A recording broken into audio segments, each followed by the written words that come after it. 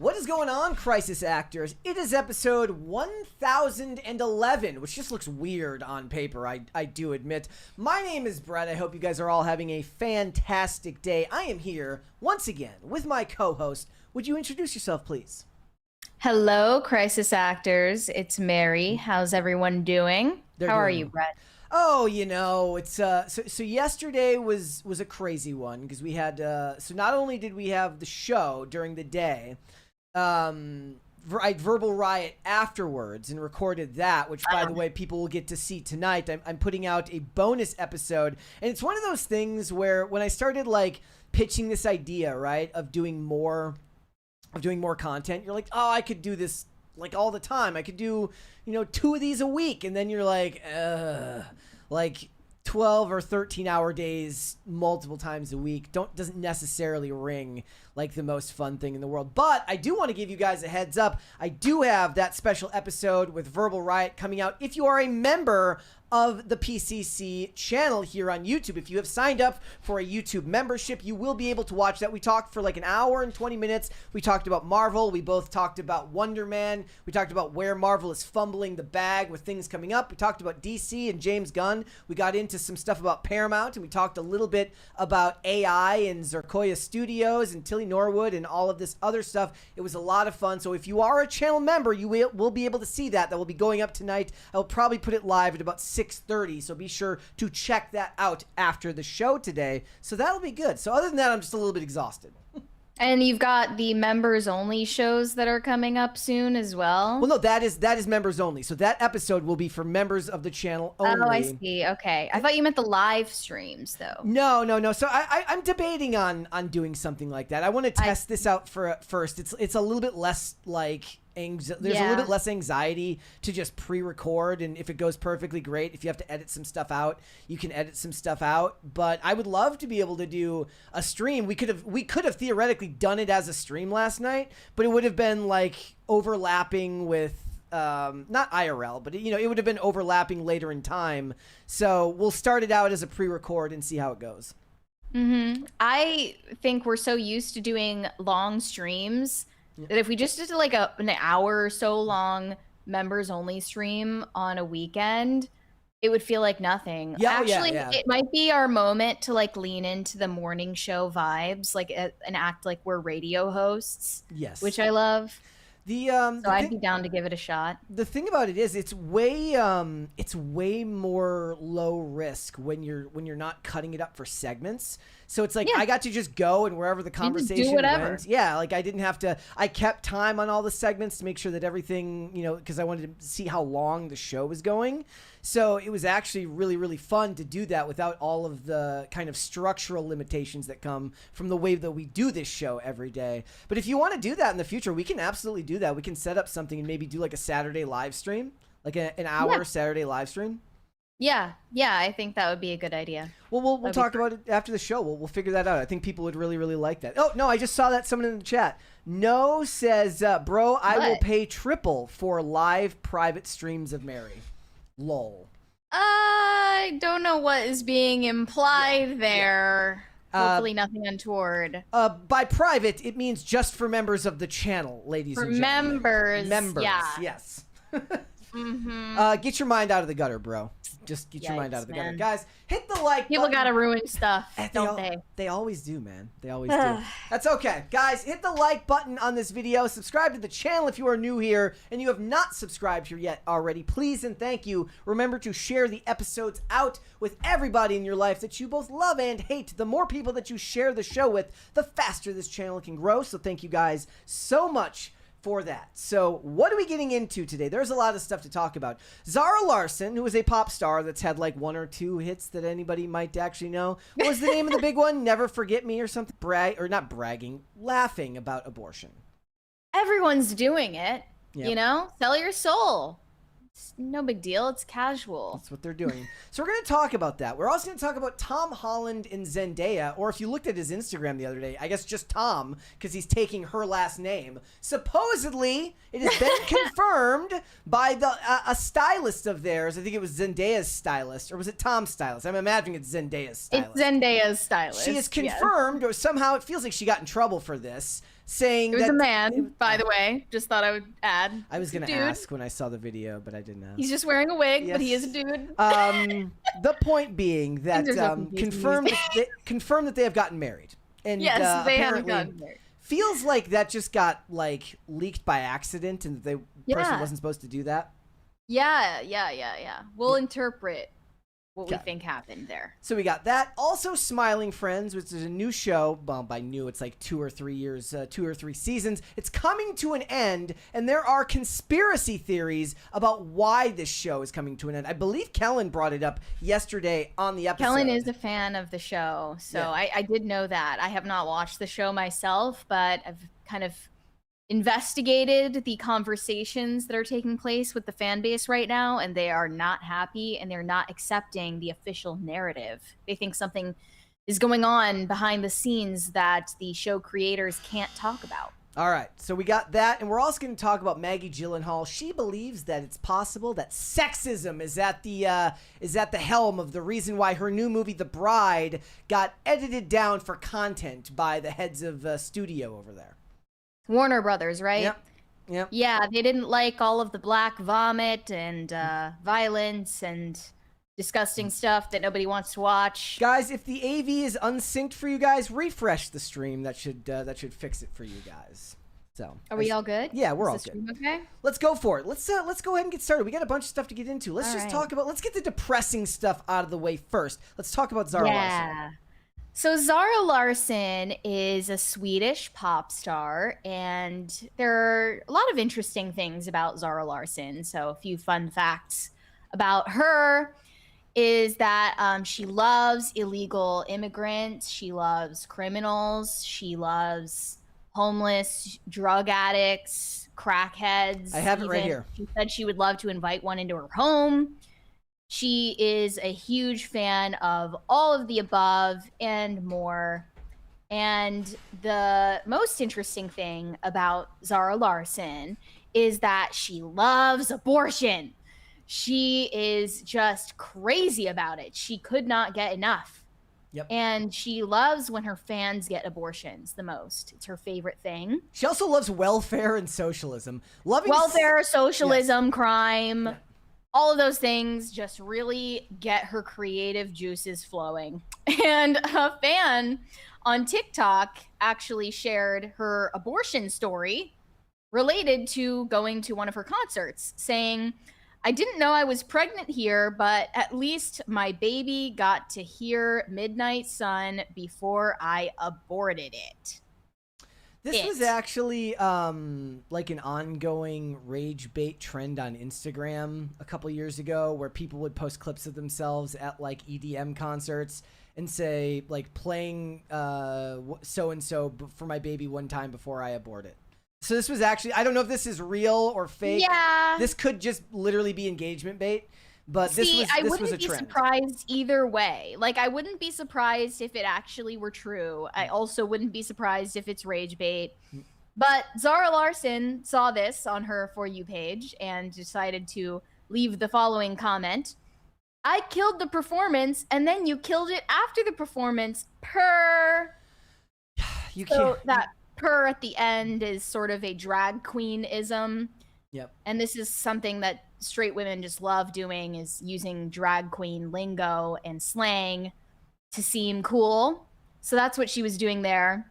And of course, this was a tongue-in-cheek comment, but at the same time, it does speak to her values. Mm-hmm. She just loves abortion. She loves the thought of a baby getting murdered in the womb. Couldn't get enough of it. And this is a thing for her. Like, this is a repeated habit of hers. There's another screenshot of something she posted on her Instagram story in response to a fan saying, "I found out I'm pregnant a day before my birthday and aborted it on my birthday." To which Zara blew a kiss and said, "You said only one of us will have a birthday, and I love that for you." Yep. That's great. The key with this type of person is to not let them get you angry, because that's literally what it's designed to do. That's the thing, though. It's like, in the Big 26, is anyone even surprised or scandalized by this? Yes, they are. Does anyone care? At the very least, if not scandalized, it triggers an impulse in a normal human being to at least be a little bit upset about it. But you have to understand the way this type of pop singer actually kind of moves through the world to not let it get to you. Because otherwise it's going to. Otherwise, this type of stuff is, any normal person with a heart is going to be like, what the fuck? Well, I don't know anymore if that's true. Like, I am staunchly pro-life. I always have been. That's something that's come up on the show before. Most people are not, at least in the US. Most people believe in limited abortion.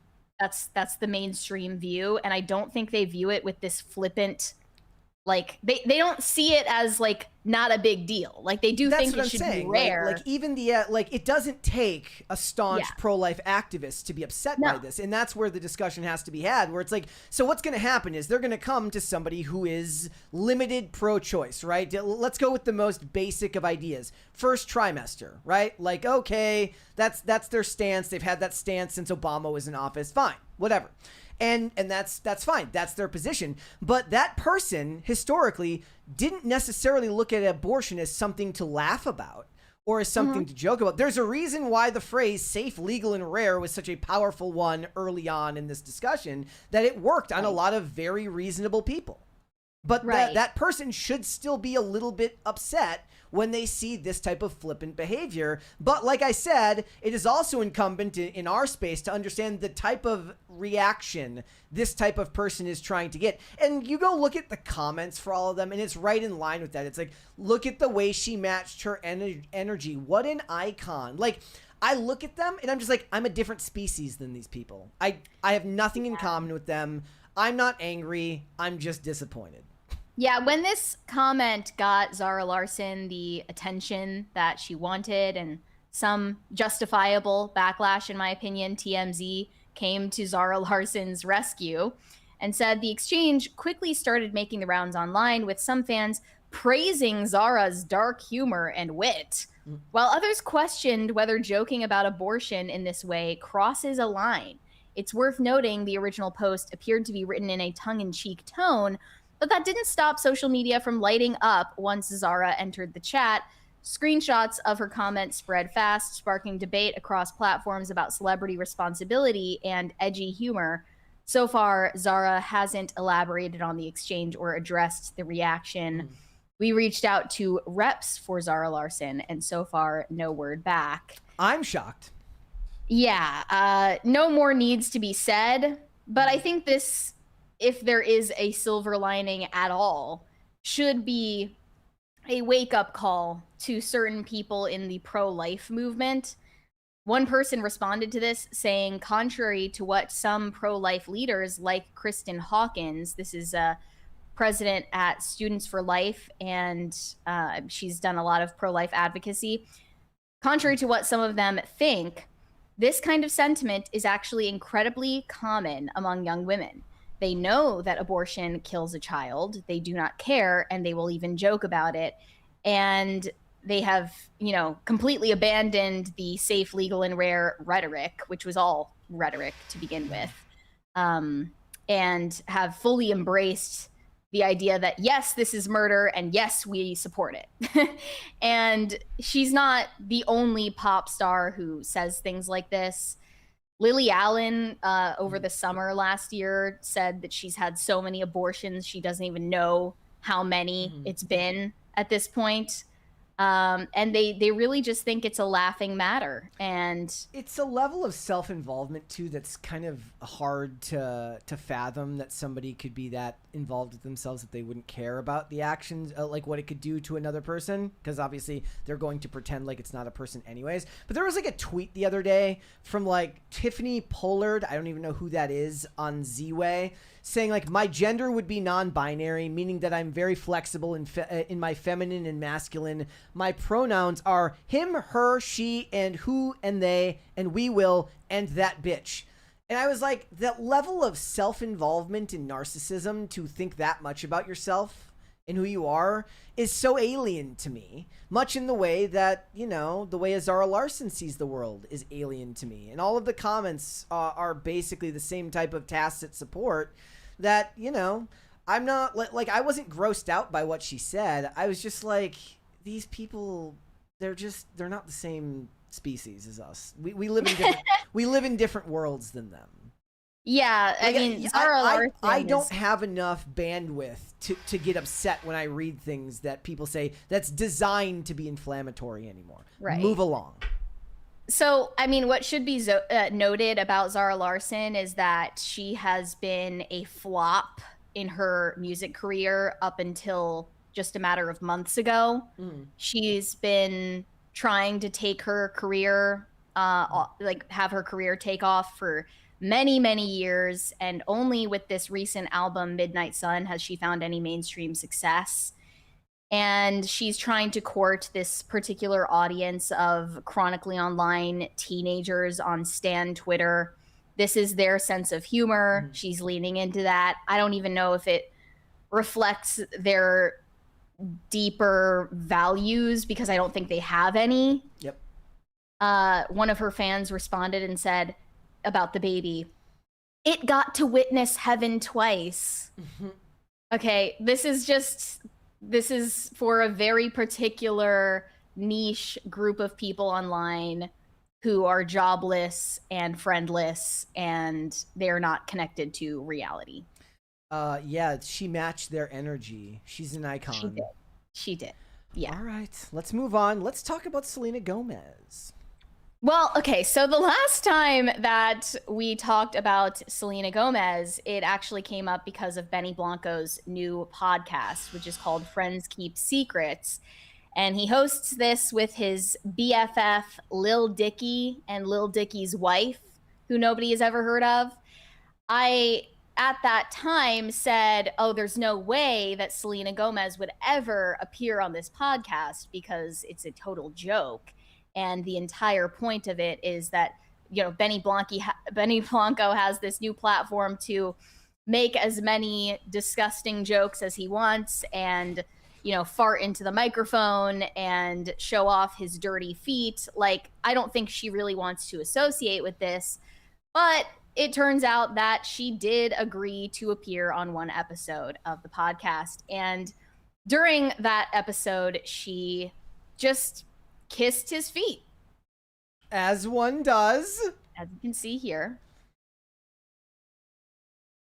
There it was. Okay. It is the audio. Oh, playing? do you want them hear to? his Okay, yeah, here we go. comment. The kid can. I'm It's not a dealing with kid. that. I'm putting the kid in a leash, sitting here. You're gonna need a lot of leashes for your kids. My mom said I was very. They liked that. Oh, don't make it a moment. Oh no, I wasn't. I liked it. It made me feel good. I love you so much. I was just thinking about back in Malibu when I first saw you guys display any public display. I just affection. really didn't like that moment where he stops in the middle of his sentence and says, "You like that?" Like, what? It just was really creepy, and like, this is beyond, you know, normal PDA. Like, why can't she sit on the couch with the rest of them like a normal person? Why is she like crouching down on the floor? Is that the performative underneath nature him? of like I guess, does this count as IRL streaming or podcasting? I guess it's like a hybrid of both. But it's like back in the day, you had an art director who blocked shots. Now everybody just sits wherever in the most performative way possible. The question is, I guess, do they actually sit like that in their real life? Probably. They're probably that weird. Selena Gomez just clearly has debased herself so far. She, you know, she didn't think about with a kind of audience that this would reach, and her fans actually are disappointed that she is a shell of her former self and that she would do this in front of millions of people. And they, you know, are like, your husband literally doesn't clean himself. Like, he doesn't bathe. He openly brags about this and shows off his encrusted, dusty feet. And now that's like good enough for YouTube, but also for your mouth. Yeah.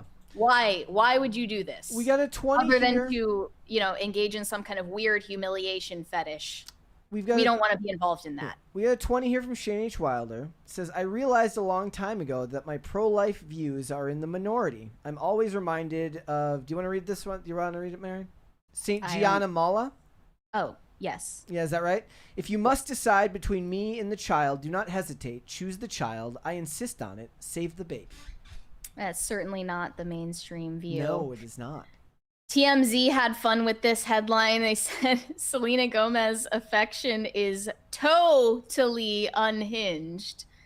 Yep, Selena made it clear she was totally unbothered by the internet dragging Benny's toes, smacking a kiss on that second toe on this week's podcast. In case you were wondering, yes, they still look a little gritty. Now, the soles weren't full-on charcoal like that first viral jump scare, but let's just say they weren't exactly red carpet ready either. A visible patch of dust still hanging on, which Selena couldn't care less about. Maybe she's like, look, I'll do it on camera for you, but you got to at least try to wash them. Like, try. Right. At least try. And then what ensued was a little tangent about their PDA. Benny Blanco says, you know, when Selena is doing a podcast appearance or something in the press, I try so hard not to, you know, jump all over her and show the world how much I love her. But this is just so refreshing that, you know, on my podcast, she can show the world how we really feel about each other. But she clearly doesn't see herself as an equal to him, given that she is on the floor in front of him, basically sucking his feet. People in the chat are pointing out the difference between kissing someone's feet and giving a foot rub. Yes, those are not the same thing. Those have very, very different implications for your relationship. And regardless of whether anyone is touching your feet or putting their mouth on your feet, you should still clean yourself. You should still be... you know, uphold some basic hygiene standards, which Benny Blanco decidedly does not. Look, guys, all that tells me... He does brag about his natural musk, after all. All that tells you is that what you really need to do is to become a famous musician. Then you don't have to bathe if you don't want to. The only chuds have to put up with basic, you know, hygiene rules. Like, only the plebs, the normies, the regulars. But if you're a big famous musician, you can just not bathe.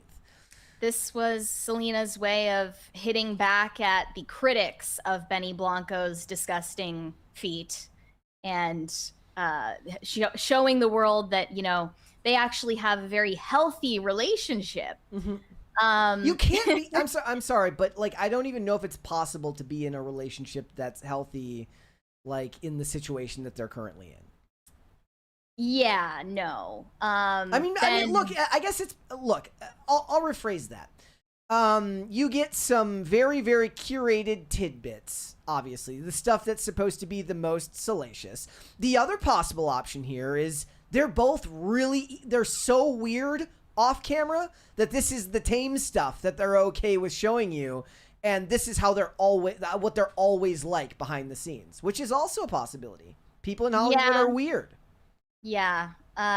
Benny Blanco said, you like that. And then Lil Dicky said that he was talking about when he first saw them display PDA for the first time. And he thought, I think this is going to work out. To which Benny Blanco added, in interviews with her, because I know she likes to keep it profesh, I try not to show too much because she's her own entity. I want her to shine and be her own independent woman. So I try so hard. I use every bone in my body not to just be googly-eyed over her and not kiss her and jump her bones all the time. The only person who should ever be allowed to say profesh is nobody? No, it's the dude from Barbie. It's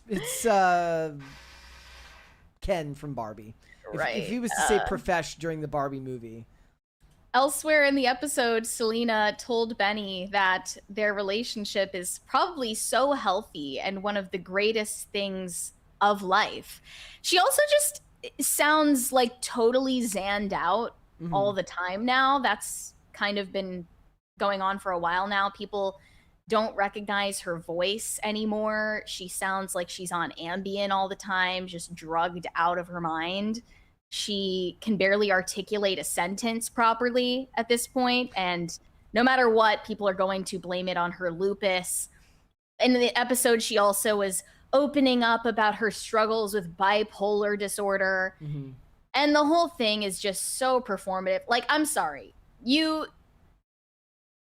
I don't know what's really going on, but I was saying some things before the show started about this that maybe I didn't mean, or part of me means. You'll probably have a revelation later on when you've hit equilibrium again. You'll know how you feel about it. Yeah, I need to calm down from like the peak of my rage, but like I was saying, you know, regardless of whether you actually have lupus or actually suffer from bipolar disorder, the thing is nobody cares, and you actually suffer more so from main character syndrome than anything. Like, I find it annoying when people can't shut up about their mental health and their autoimmune issues. I have learned that it doesn't matter anyways, because apparently if you have Tourette's syndrome, you should just deal with it. Yeah, I guess that's the only disability that, you know, people can use as a justification to vilify you. Yep. But when it comes to anything else, we're expected to have all of the sympathy in the world and just absolutely pour out our hearts in support. But here were some comments. I'm gonna vom. I'm traumatized. OMG, I thought that it was AI. I thought they dared her to do it. Nope, this was all Selena's idea. And I just wish that women could have a little bit more respect for themselves. I'm sorry to bring up Lily Allen again, but before the show started, I saw that she was recently performing in a dress that was made of receipts or printed with receipts showing things that her ex-husband, David Harbour, bought for other women.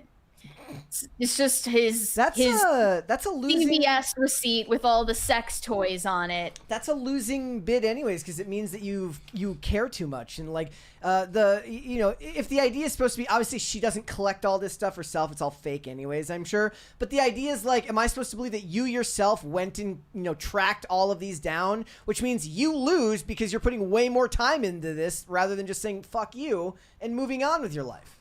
Literally, like, that's her song, F you. There F you go. Very, very much. $20 super chat here. $20 super chat here from Pop Culture Junkie says, Profesh, let's all work to make sure that word does not get adopted in the culture. It's stupid. I was like, this show's going to be a rough one because I couldn't remember Ryan Gosling's freaking name.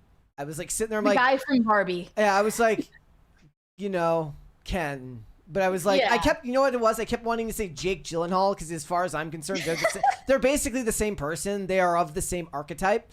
But the only reason I was thinking of that is because we're talking about Maggie Gyllenhaal today. Normally, it's Ryan Gosling's name that I can think of and Jake Gyllenhaal's name that escapes me. So my brain is not working at optimal levels today. But you've seen it, like the empowerment crowd, there is no depth they are not willing to grovel to. There is nothing beneath their dignity. Selena Gomez lost her mojo years ago. She is not recognizable as her former self. I have even heard theories that Chrissy Teigen used witchcraft to possess her body.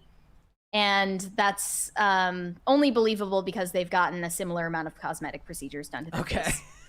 But it's just sad. It's sad to watch, really. Right. I think that she never fully mentally recovered from getting cheated on by Justin Bieber. All right, she'll have to. I mean, Justin Bieber had like his 32nd birthday the other day, and even that looked kind of sad. He's like, they're both kind of just sad. They're never going to be who they once were. It's really pathetic. Like without one another, they're always going to be just like the best they can hope for is 80% of themselves. Yeah, I don't think either of them are going to like find someone who can match their freak. They need to do it. They need to work on it. Like Bieber got the hair transplant. He's on his way. Yeah. All right. What would you like to see, cringe or cute of the day? Let's see the cute first today. This one is particularly cute. This one's from Cookie Don. Aww. I mean, do we have their names? Yeah, I never know how to pronounce this one. Meshach? Meshach? Meshach? Is that what it is? Is it Meshach and Abednego? Frida is the other cat's name. Frida? Oh, I like that. Either way, Frida, I'm assuming Frida's on the right, looks terrified or scared or freaked out like you just like clapped really loudly. Well, they're adorable. They are very, very cute. All right, let us do Cringe of the Day. Oh my god. We have more from Teddy Tim. I just love this. It says, ladies and gentlemen, it says, letting Teddy Tim take another shot at the huzz. Here we go. Okay, guys, if you're wondering, before we got started today, Mary had her phone like up to the microphone while she was like sending something to herself, and that scream like went right into the microphone and right into my headphones and scared the shit out of me earlier. I'll apologize for nothing. Here we go. Whoa, you ladies all right? Well, now that I'm here, might as well shoot my shot. This one, by the way. Hi, ladies. My name is Teddy Tim, and I thought I'd bounce on the opportunity to get y'all's digits. Bruh. So can I score y'all's phone numbers? You need to leave. Pretty please.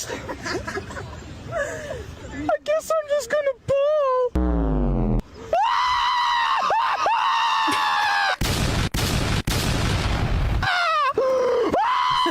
Hey, Teddy Tim, time out. That's enough. That is not how you approach girls. You're exactly right. I'm ejecting you from this place. Let's get out of here. I'm honestly surprised that this doesn't work more often. Like he's, you know what one of the ladies will end up doing? They'll give him one of those fake phone numbers where then he calls it and it's not a real phone line.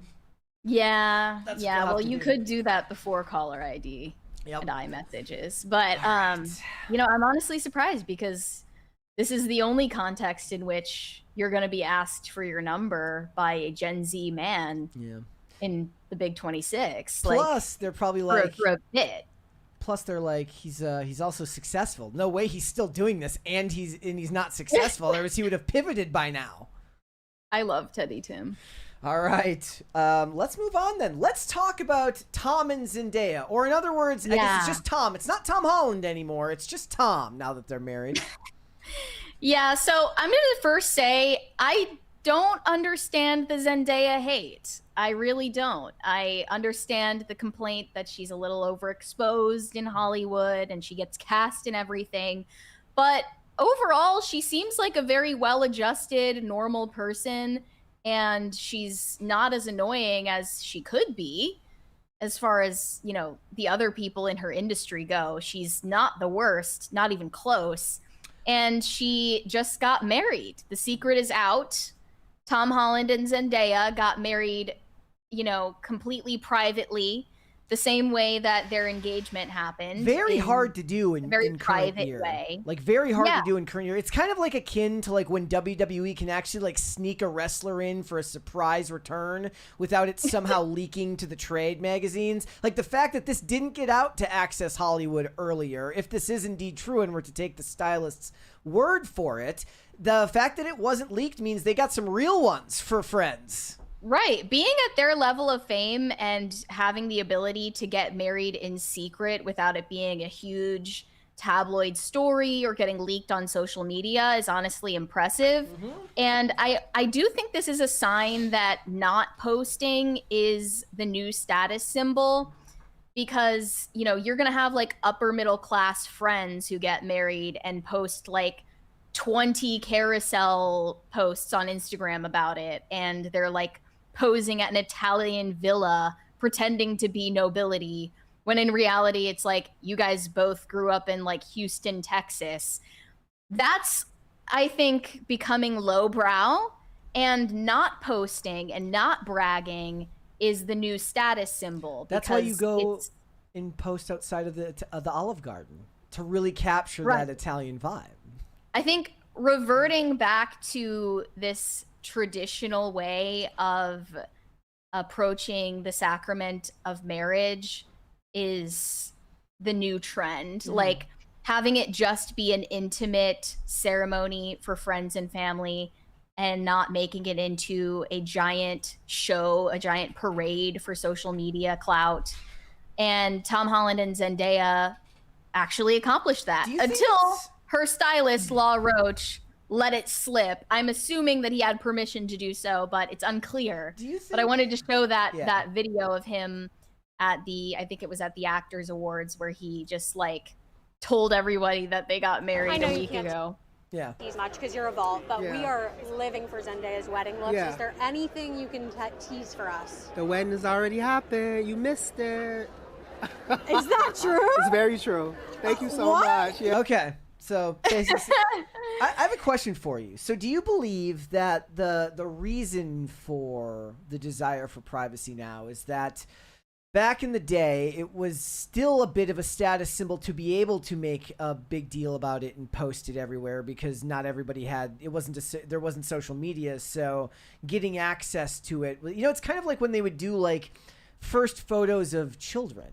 Like that was like a big deal in Hollywood for a really long time. But now, since everything is so saturated, and you've reached their level of success, which of course both of them are at the height of the industry in their respective, I guess they're in different genres, but not really, because they both are in Spider-Man movies, but really they're both kind of at the height of their popularity right now. I think in an age, they don't need it. Like in they an do age not, where they don't benefit everyone thinks they're a celebrity or behaves as though they're a celebrity because they have a platform on social media to share everything. Mm-hmm. The real marker of being a celebrity is the privilege of privacy, actual privacy, actual intimacy. Like that's I think the best like bragging right you could possibly have. 110%. And yet the upcoming press tour for Zendaya and Robert Pattinson promoting the drama is looming over their relationship, and people have already started attacking Tom Holland.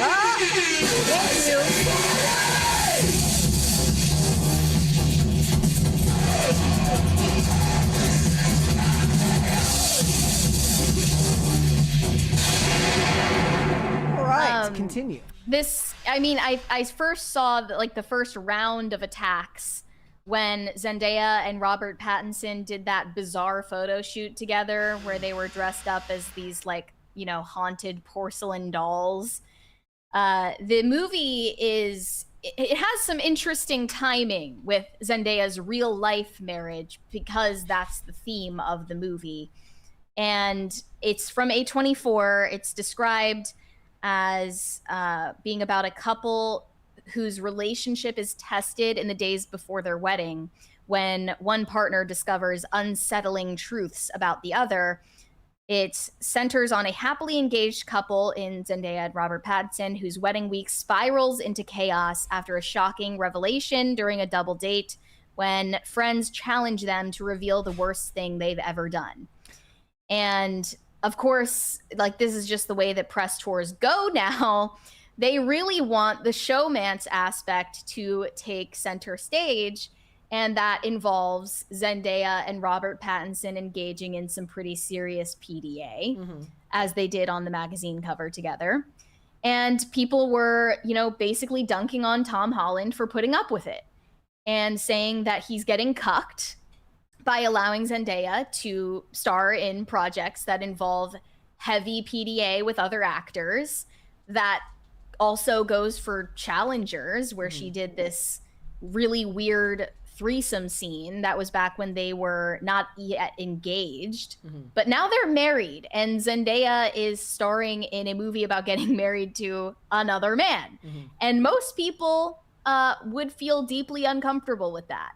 Obviously, actors are a different breed, and they don't really think of it that way.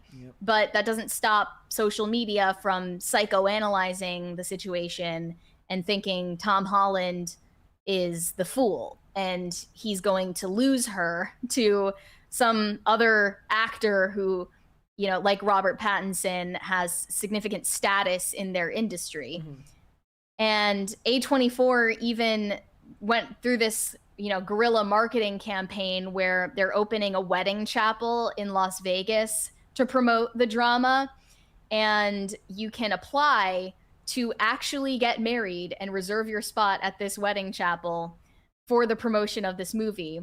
They put up this website called thedramaweddingchapel.com. If any of you in the chat are interested in getting married, if there's anything I hate, an A24 pastor.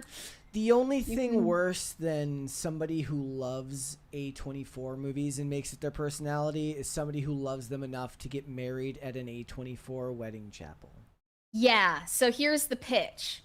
A love like yours deserves a wedding that raises the stakes. No, Why not do it in Vegas? The aisle is set, the altar is dressed, there's music, flowers, bubbles on ice, and keepsakes you won't find anywhere else on the Strip. We've got witnesses if you need them, a photographer to catch every second, and a few surprises that would even make Elvis blush. Reserve your spot. Think your love story belongs in the spotlight? Fill out the form and make your case and see if the odds are in your favor. Vegas has a way of rewarding the bold. So you can, put in your story of how you first met your fiance, include a photo of the couple, and you can travel to Las Vegas 10 days from now to get married in the marketing campaign for this movie, which couldn't be in more stark contrast to how Zendaya and Tom Holland went about getting hitched.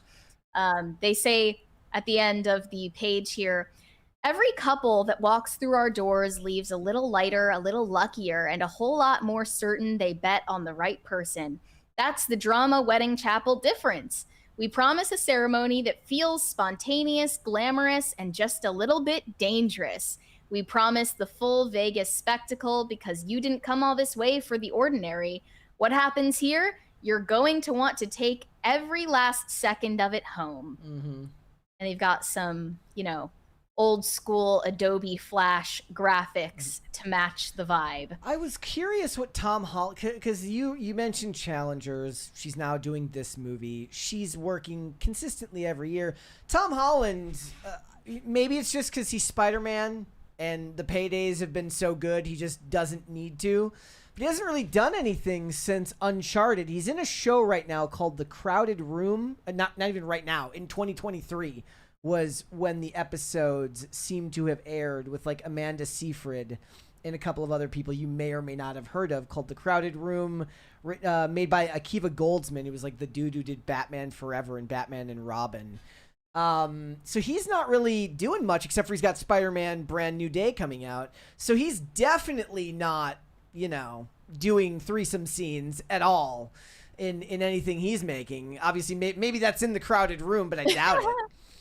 We were arguing about who is more famous, Robert Pattinson or Zendaya, like to the average normie who is more of a celebrity to them. And we couldn't come up with an answer. I think it's Zendaya. I think there's an age difference there, though, because Robert Pattinson has an audience that spans an older generation because of Twilight. Yes, but there is an asymmetry between Zendaya and Tom Holland at this point, where I think that she definitely has a more active career than him. And I don't know. I think that like, I think when you take on the role that he's taking as Spider-Man, it's such an iconic character. Now, I know that she's in the franchise as well, but he is. She's in everything. Her career. That's the whole reason why people hate her, is that she's in everything. And don't take that from me for dissing her. I'm kind of, a couple months ago, I kind of flipped to the same camp. I said, you know what? I'm Team Zendaya, because she doesn't seem to whine about, the people that don't like her movies, or doesn't seem to whine about the people who take issue with the fact that she's in everything, which I can appreciate. She just goes about her business. But Tom Holland, I think the benefit Tom Holland has as well is that he's short for like an A-lister in Hollywood. He's 5'6", so he's Tom Cruise height without ever getting talked about in the way that Tom Cruise does. The only reason height even came up for him was because of Zendaya.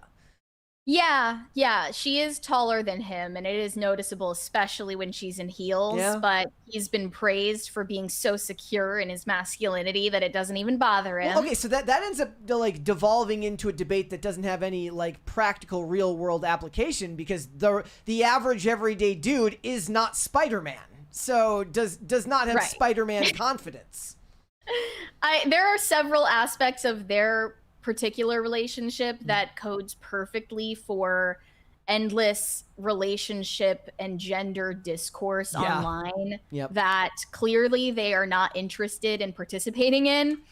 They do everything they can to keep their relationship to themselves, and there's only so much you can do at the end of the day. But you can like, show you are AI. going to become a discourse. You can end up showing AI photos, though. Since they didn't take any, or since they didn't post any photos of the wedding, the internet did what the internet does and has decided to give you the images themselves, even though they're not real. There they are at their AI wedding. That's actually, I'm going to be honest, this photo does a better job of framing the people in the back in a less obtrusive way. Normally, the people in the background of AI photos are like framed in such a way where they're almost supposed to be part of the foreground, but they're not. Whereas the people in the background of this particular AI image actually look like the kind of person who's catching strays from a photo they didn't know was going to be taken. And there's, for some reason they're doing the Spider-Man meme at the wedding. I guess they can't. I guess that's not the Spider-Man meme, but they're doing it there. Also, that looks like a younger Andrew Garfield than we currently have. Right, and is that Tobey Maguire? That's Tobey Maguire. Yep. Yeah, he also doesn't really look like his age. No. Currently, but you see, there's kind of a way. A point of fame that you reach where like you can't win, even if you want to keep your wedding private. People are just going to AI generate your wedding anyway to consume a fake version of it. I wonder if any of them will just say, F it, let's just actually use them and post them ourselves. Honestly, if they had published AI wedding photos, people would have they would have believed it. Probably true. What's the difference at the end of the day? I do love that Robert Downey Jr. I think Robert Downey Jr. is sober these days, so if he's there, like he can't. He's just on the vibes. He's not even drunk. So is Tom Holland. Tom Holland is sober. Well, he's not in this photo, so he can't. That's Garfield in the background. Yeah, he'd be drinking. Instead of focusing on taking on new movie roles or whatever, Tom Holland is actually focused on his Biro brand, his zero alcohol. I saw beer. it at Target. I saw it at Target the other day. I can't imagine there's much of an audience for that, but maybe there's a lot that his name being attached to it can do. Must be that, or it's money laundering. Because Gen Z doesn't drink as much as prior generations, but also they don't like the taste of fake beer either.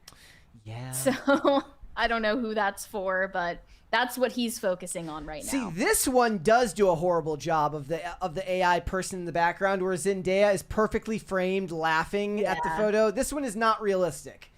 Bad AI art. All right. Let's move on. Let's talk about Smiling Friends.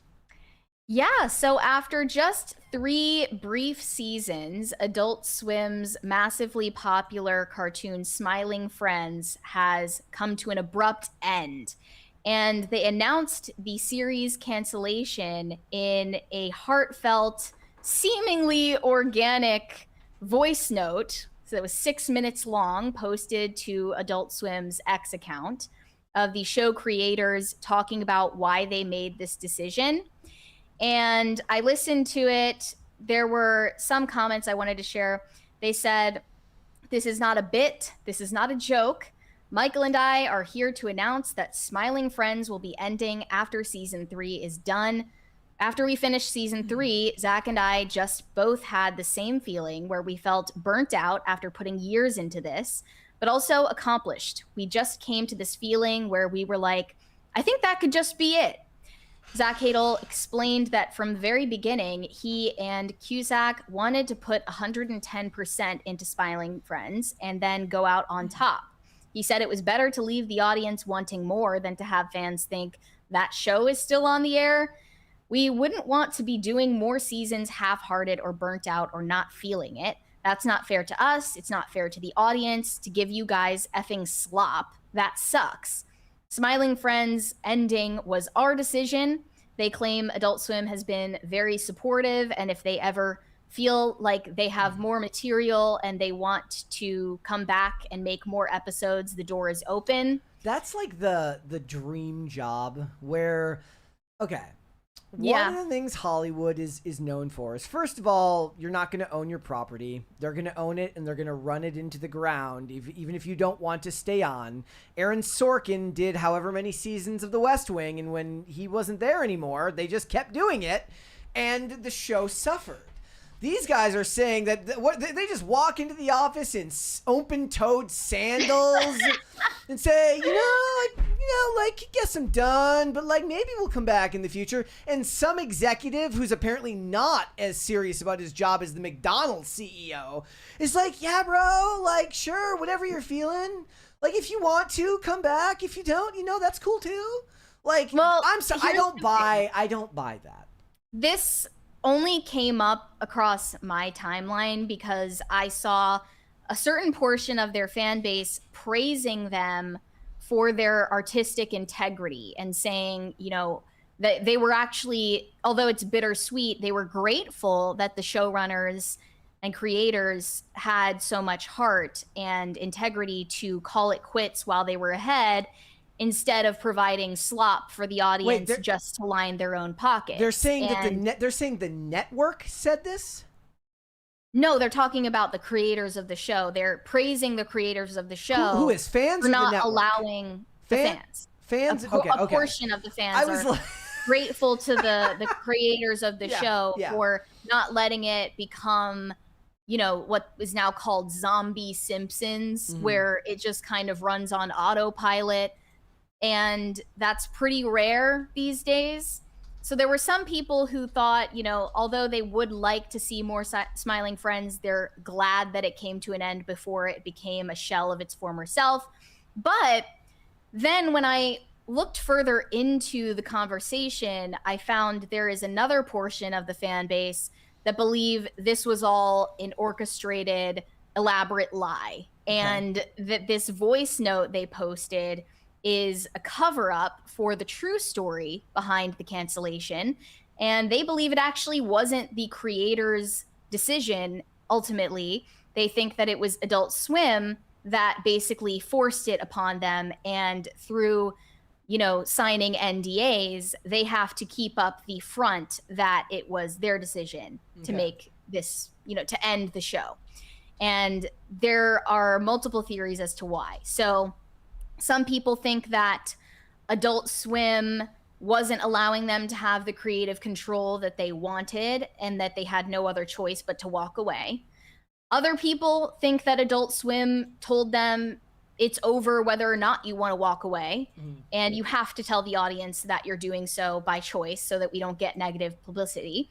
And they think that because the finale, or I guess Christmas special it appears to be, of Smiling Friends' third season included a joke that's being interpreted as anti-Semitic. I think that joke is, I think people correctly pointed out in the clip that it's probably a Rorschach test. And whoever you interpret as the bad person in this particular joke, which I don't think we can show because we'll get copyrighted on it, but whoever the bad person is in said joke is whoever's on your mind.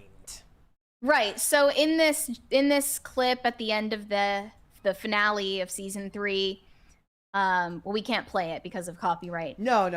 I'm fast forwarding through. This blonde-haired, blue-eyed character with an elongated nose says to the audience, breaking the fourth wall, that it's great that, all of these different groups can get together and get along, except for one group. And then he turns toward the camera and points his finger at the audience saying, and you know which group I'm talking about. And then the background characters say, wait a minute, who are you talking about? And this is the character of Schrodinger's douchebag, where it's the person who says offensive things and then pretends that it was a joke based on the reaction to what he said. That's literally, I don't know who it is headed in their bio. It's like, everything I say is a joke unless you agree with me. Yeah, and there was no further elaboration. I don't think it's that cut and dry that this was a joke about Jewish people, but that's how a lot of the fans of the show are interpreting it. And they're also using context about Zach Hadel, one of the show creators who goes by Psychic Pebble. He, in the past, has engaged in conversations with JonTron. This is, for those of you who were really plugged into like the YouTube ecosystem in the late 2010s, Psychic Pebbles, aka Zach Hadel, made comments about the demographic replacement of white Europeans in an exchange with JonTron in 2017.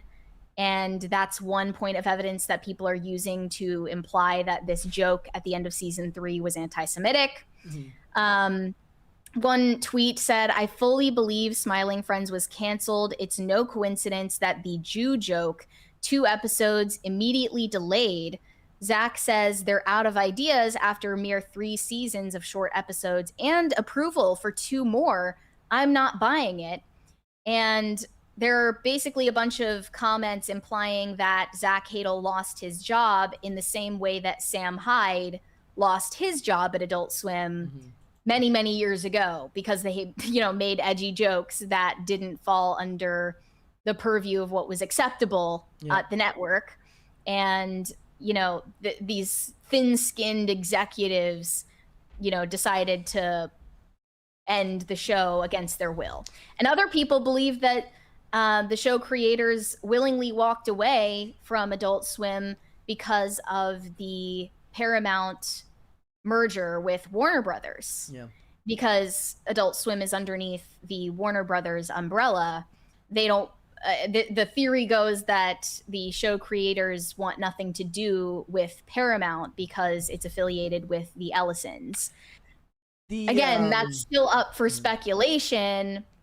And I think it's possible. It's definitely possible that they weren't able to tell their fan base the real story behind the decision to cancel the show because of NDAs and non-disparagement agreements that will remain in perpetuity. They can't say anything negative about the network well after they've already stopped working with Adult Swim. The hardest thing to believe in Hollywood, given how hard it is just to make it to any level of success whatsoever, is that there is a person who would walk away from it for like political reasons. I understand. I had a whole discussion with Verbal Riot yesterday about whether James Gunn will leave DC now that Warner Brothers will be under the purview of the Ellisons, who are, ostensibly, I guess, close to Trump in some way. Even if it's not David Ellison, it's his dad. And he's like, I don't know if I buy it.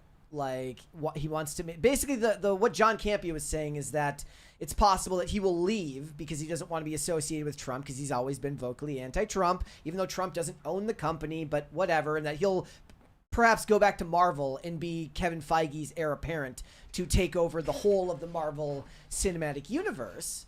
But if he wants to stay, is he going to have to just justify to, tons of people how he kind of can allow those two worldviews to land side by side, which is that both I hate Donald Trump and I'm working for Paramount, even though Donald Trump doesn't work for Paramount. It's just that the media has worked overtime to, whatever your opinions are on the merger, they've turned David Ellison into this boogeyman. There was literally an article from Variety today that was like, who does David Ellison think he is? Which just made me laugh. I'm like, he's the guy who just spent a crap ton of money on a company. I don't know what that's supposed to imply. But for these guys to do that implies a certain level of confidence in their future work, that they're going to be able to continue to go out there and succeed, given the fact that most people will take whatever opportunity they can get in these industries. I remember Jerry Seinfeld walked away from $100 million to do a season 10 of Seinfeld. It's like something like that. Oh yeah. Like he's like, yeah, I don't know what to do with it. So they walked away, and he was going to make like $100 million. Wow. I remember I watched this documentary on like the history of must-see TV, and they said like it left a huge hole in their programming window because Jerry Seinfeld walked away.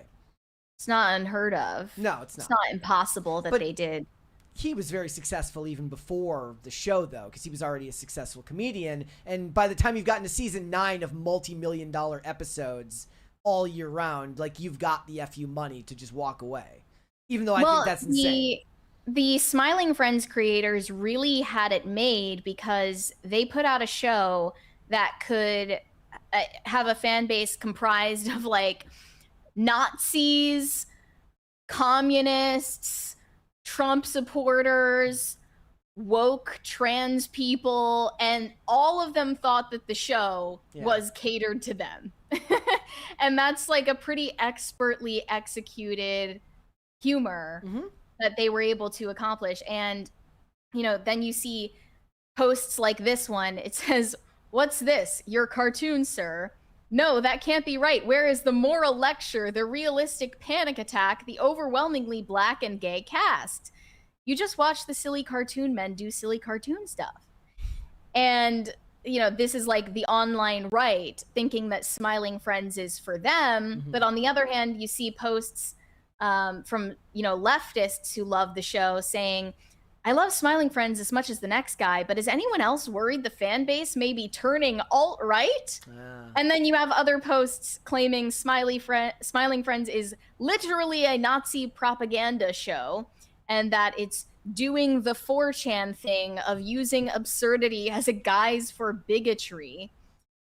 They were kind of the perfect mix of all of those different audiences. They captured all of those different audiences that hate each other because they thought that the show was for them. And That's now they're just they left to pick up the notes. pieces and, like, try to make sense of why the show ended. And were there political reasons behind it? We'll never know. What they decided to do is not a finale, but releasing 2 episodes that were just what they called stragglers, that weren't even planned to be included in season 3, just to give people one last hurrah. But I think it's definitely plausible that they made a calculated exchange of keeping the final say on Smiling Friends instead of handing it over to Adult Swim to do whatever they want with it, in exchange for, like, their silence about what really happened. So they also, I should mention, in October last year, launched their own independent animation studio. The team behind Smiling Friends did that, and that was the studio behind the 3rd season of Smiling Friends. So I'm assuming that they do have ultimate control over the IP, not Adult Swim. And in order to keep that and have the final word, they are obligated not to, you know, air the dirty laundry about what really happened. That's kind of what it seems like to me. Could be. All right, let's move on. We've got more to get into. Yes. Maggie Gyllenhaal is about to release her 2nd directorial feature, which is called The Bride.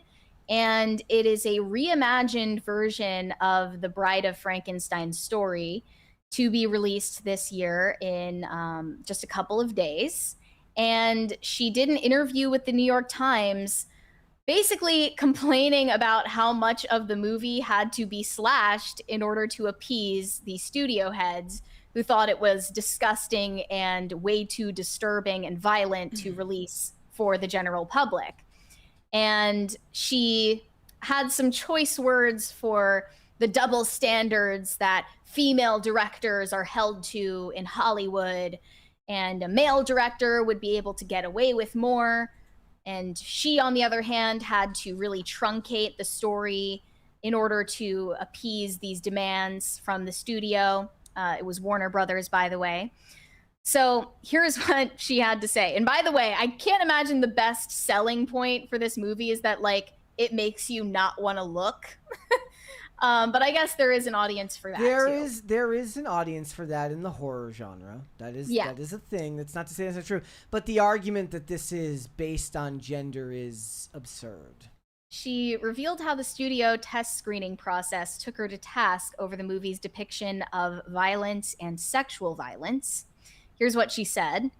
There is sexual violence. There's violence. Because it's a big studio movie, we tested and tested it. We had big screenings in malls where people came to see it, which I had never been a part of as an actress or director before. So fascinating. And one of the things that they brought up was the violence. Is it too violent? And I was talking about it with a girlfriend of mine who said, and she wasn't being reductive, I wonder if you had been a man making this movie, if you would have had the same response. So there's a conversation to be had if we're talking about who is responding to her. So they seem to be, for the most part, talking about, would you have gotten this response from the studio that's you're making the film for? Most of the examples that I have of directors being told to cut down their movies is less from the studios and more from the MPAA telling them that your movie doesn't pass muster, it's going to get an NC-17 rating.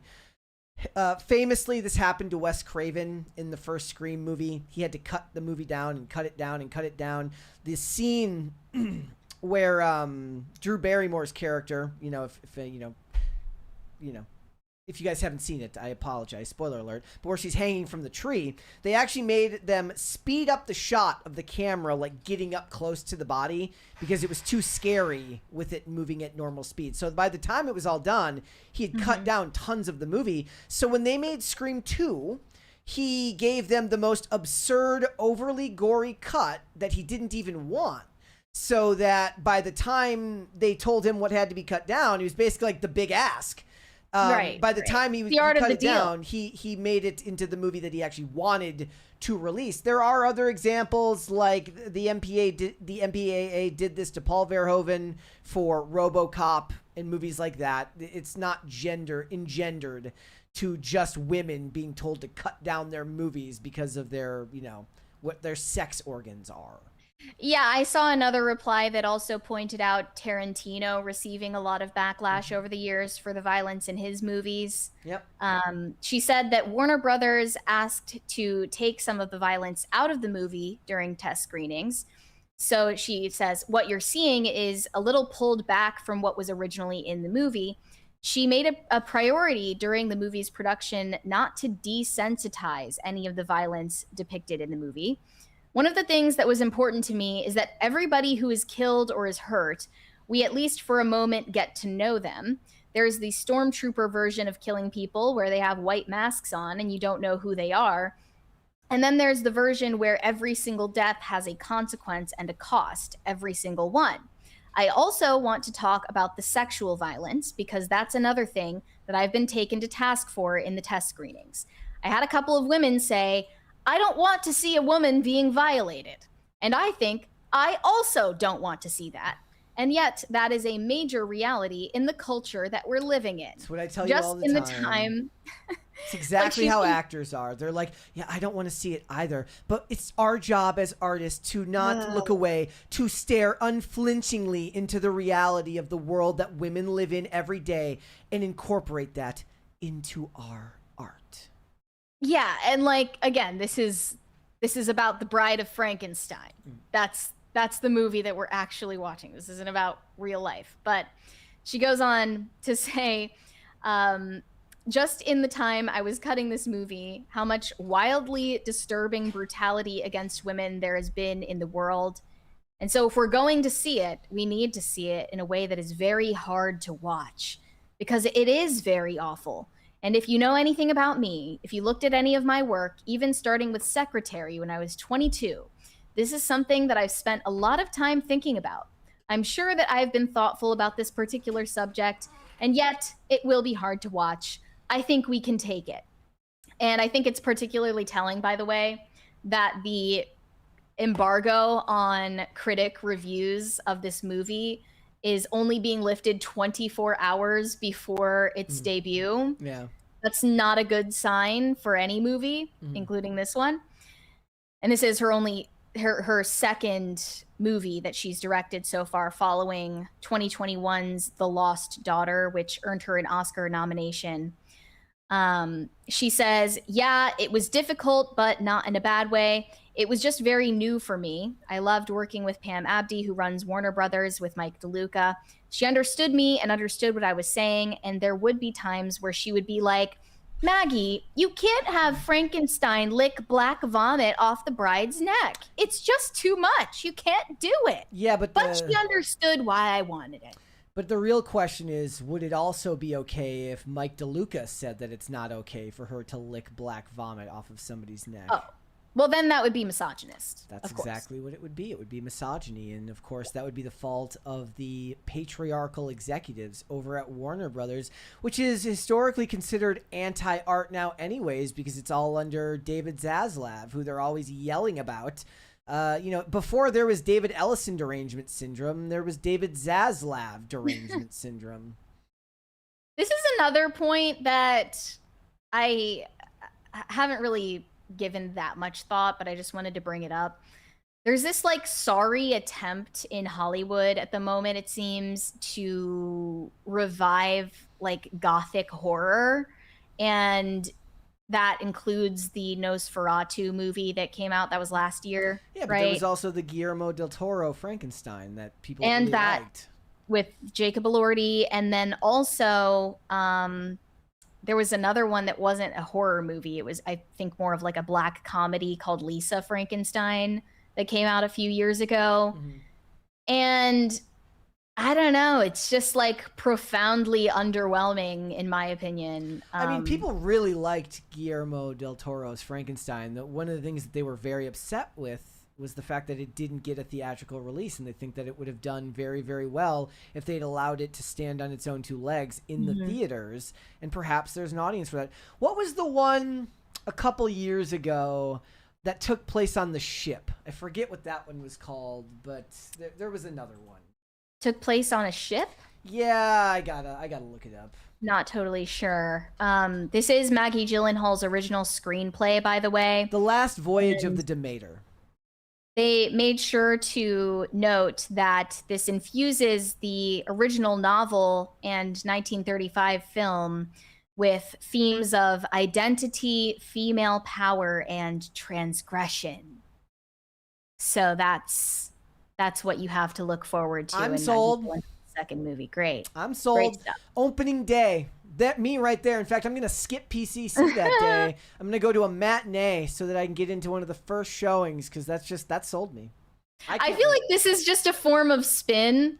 Christian Toto pointed out the same thing, and I believe he's going to review it.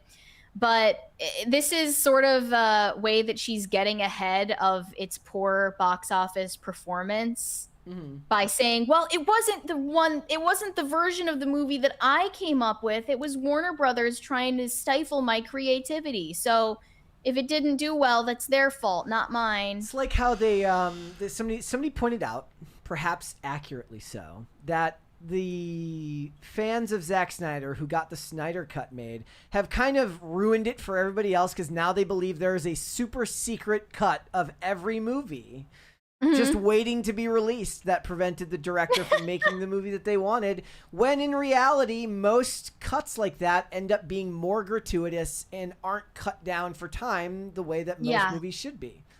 And I saw similar complaints about the Nosferatu movie, saying basically like, we don't want to see his dick. Yep. Like that's gratuitous. That's too much. It's too gritty and realistic for a gothic horror film about a mythical character. But one of these replies I agreed with said, I wish filmmakers weren't so interested in showing extreme violence in detail just because it exists in the real world. The real world sucks. I don't want to see the real world when I go to the movies. Yeah. Why is that so hard for them to understand? I mean, that's literally why cop dramas work, because I'm not here to see what actual law enforcement is like. I'm supposed to see what is ostensibly like extremely moral crusaders for justice looking to save the world, when we all know that the real world is rarely, if ever, that, textbook. Another reply said, I was going to see this. Now it's a hard no. Great marketing, Maggie. She really shot herself in the foot there. We got a 20 here from Pop Culture Junkie. Says, hearing interesting rumblings in the talent agency sphere, some A-list talent may avoid working for the future Paramount Warner Brothers entity, especially if the Ellisons create a combined CNN-CBS News that becomes Fox News Light. Oh. Yep. Yeah, I mean, that's just a whole other can of worms. That's the problem. That's A-list talent. All you're going to do is inspire the next generation of B and C-list talent to work harder and work with them, even though you're not willing to, and then they're going to have the next big hit because they are now going to be the people in charge of some of the most iconic franchises and properties in all of entertainment history. So are you telling me that you're an A-list actor and you're a 23-year-old A-lister and they're like, we want you for Superman? You're like, no. I'm not going to play Superman because CBS and CNN are the same thing now. And I don't trust that they're going to realistically show me what the news is in our failing democracy. I'm not going to take that payday. Bullshit. No, yeah, it's like, how are you gonna hate from outside the club? You can't even get it. We've got this brand new Game of Thrones movie. We've got this brand new G.I. Joe movie. We've got this brand new this, and that. Do you know how many franchises they're about to own? Like, quit and stay out at your own behest, but it's gonna fail you because you're gonna lose out on tons and tons of stuff. What are you gonna go? I guess then what? You've got Disney and you've got Comcast, and that's your big competition. So you can go work for Universal or you can go work for Disney, all because you don't like David Ellison's news reporting. At the same time, though, if it's true, if those reports are true that they have an official blacklist for talent behind the scenes, I don't know if there was ever I don't know if there was ever a confirmation of that, but I agree. But the thing is like from everything that they say about David Ellison, what he wants is to make a ton of money. Why would you buy all these properties if you don't think you're going to make your money back and then some? Like, how willing are you going to be? And remember that Melissa Barrera was removed from Spyglass. Wait, I don't remember if Spyglass works with Paramount or not. Somebody will have to double check that on me. But the point is like, that was before their administration took over, right? And that's not to say that there aren't tons of actors like a Javier Bardem who won't work with certain people because they're not ready to free Palestine. So they're all stupid.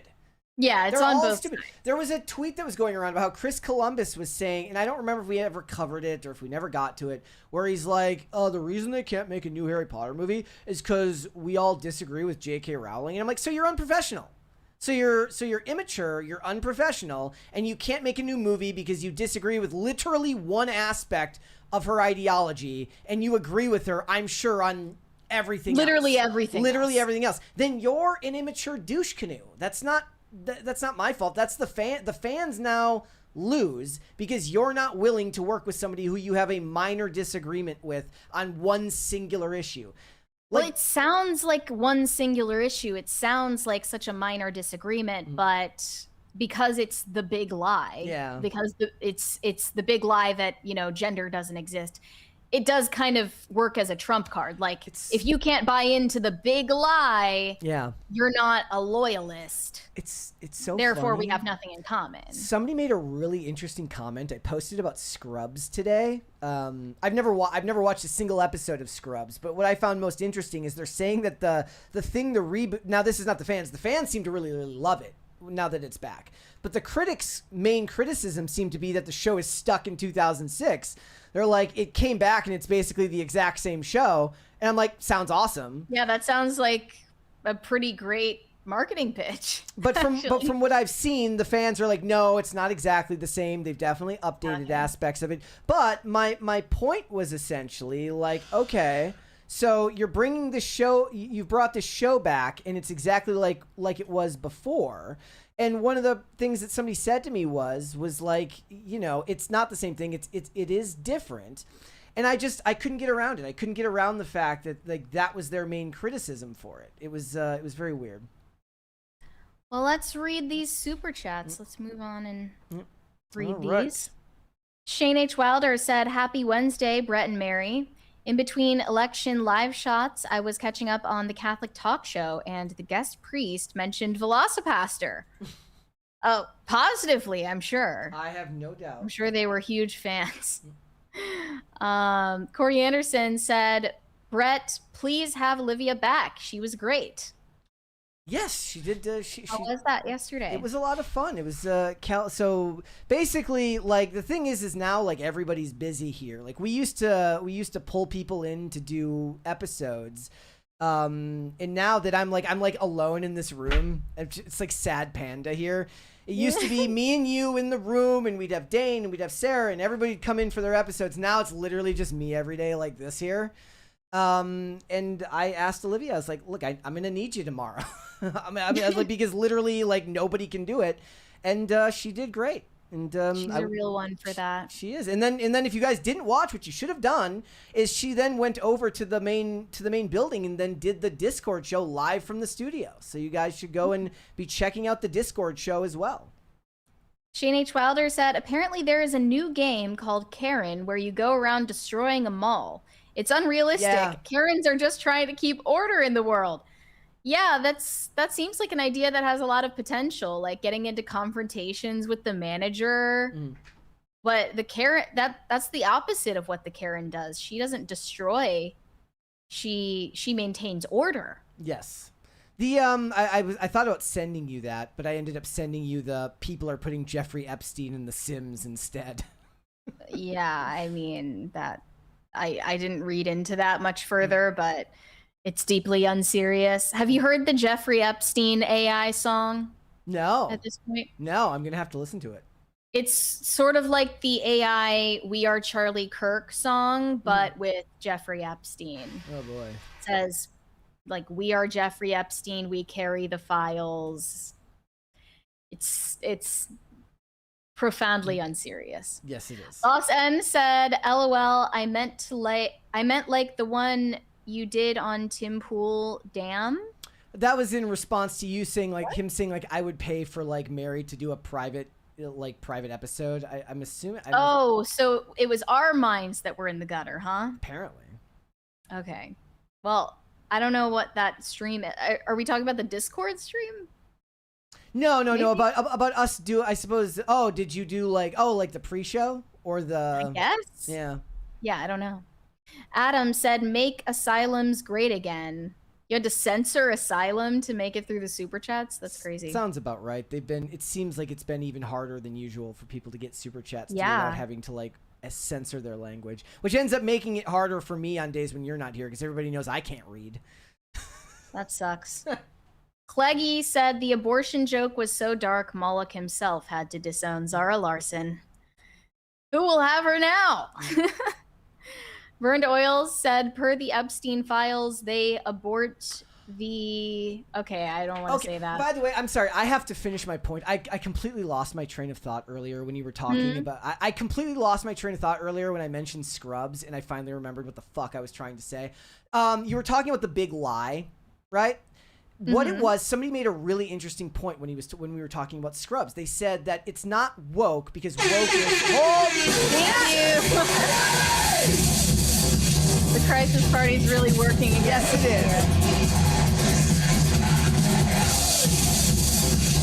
is. Okay, so they said that it's not woke because it's not about it's not about far left gender politics. I said no, because somebody else had made a comment about how it was about socialized medicine, and they said stories about socialized medicine isn't woke. And I said, I didn't respond to this. I thought it was a really interesting analysis. I haven't watched the show, so I can't. They might have been in reference to The Pit while they were talking about this, right? So I was like, yeah, but it's still far left. It's still something that falls in the realm of woke storytelling. Woke is not, specifically ascribed to just gender ideology. It's anything that falls into the far left progressive side of the spectrum. And that can be race politics, that can be gender, that can be whether we have the right healthcare system here in America. All of that can fall into that type of storytelling.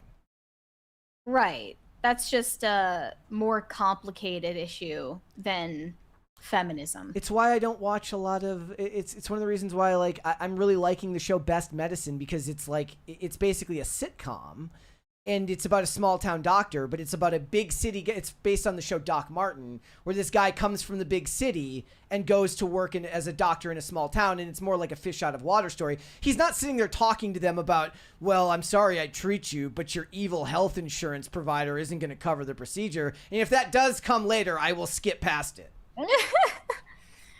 Or he starts treating anti-vaxxers who get polio. That'll probably end up happening. I finally got Olivia to start liking House. Like, she likes every character but House, which I can understand. But that's the point, isn't it? But there are more than a few times in the show. No, I don't know if there's any character you're actually supposed to really like. Like, they're all kind of morally questionable at times, or at the very least, they're very flawed human beings. But there's more than a few scenes early on in the show where they're like, could we just do like one more thing before we like double check before we bankrupt him? And he's like, oh, I've long passed the number of procedures it takes to bankrupt this person. And that episode was well before Obamacare ever became a thing. You watch old television shows that had doctors in it, and it was never a discussion. Very rarely was it ever a discussion. Well, I guess there's no getting around that now. Chlor in the chat says, check out Heart of Dixie. Oh, trust me, my friend. We both love, me and Olivia both love Heart of Dixie. That show is amazing, if not a little bit ridiculous. Corey Anderson said, karma will pay Zara a visit. You think that's true? I'm not a believer in karma, but maybe the Grim Reaper will. I don't know. Do you believe in karma, Brett? I don't. Or some version of it, maybe? So here's the thing. I 100% would believe karma is a real thing if I was doing something wrong, but I would, because it falls into magical thinking, right? It falls into magical thinking, but I rarely believe that the people who do ill of others actually get what's coming to them. So I can't say that I believe I believe it in the most narcissistic way possible, which is that it would only work against me and not against other people.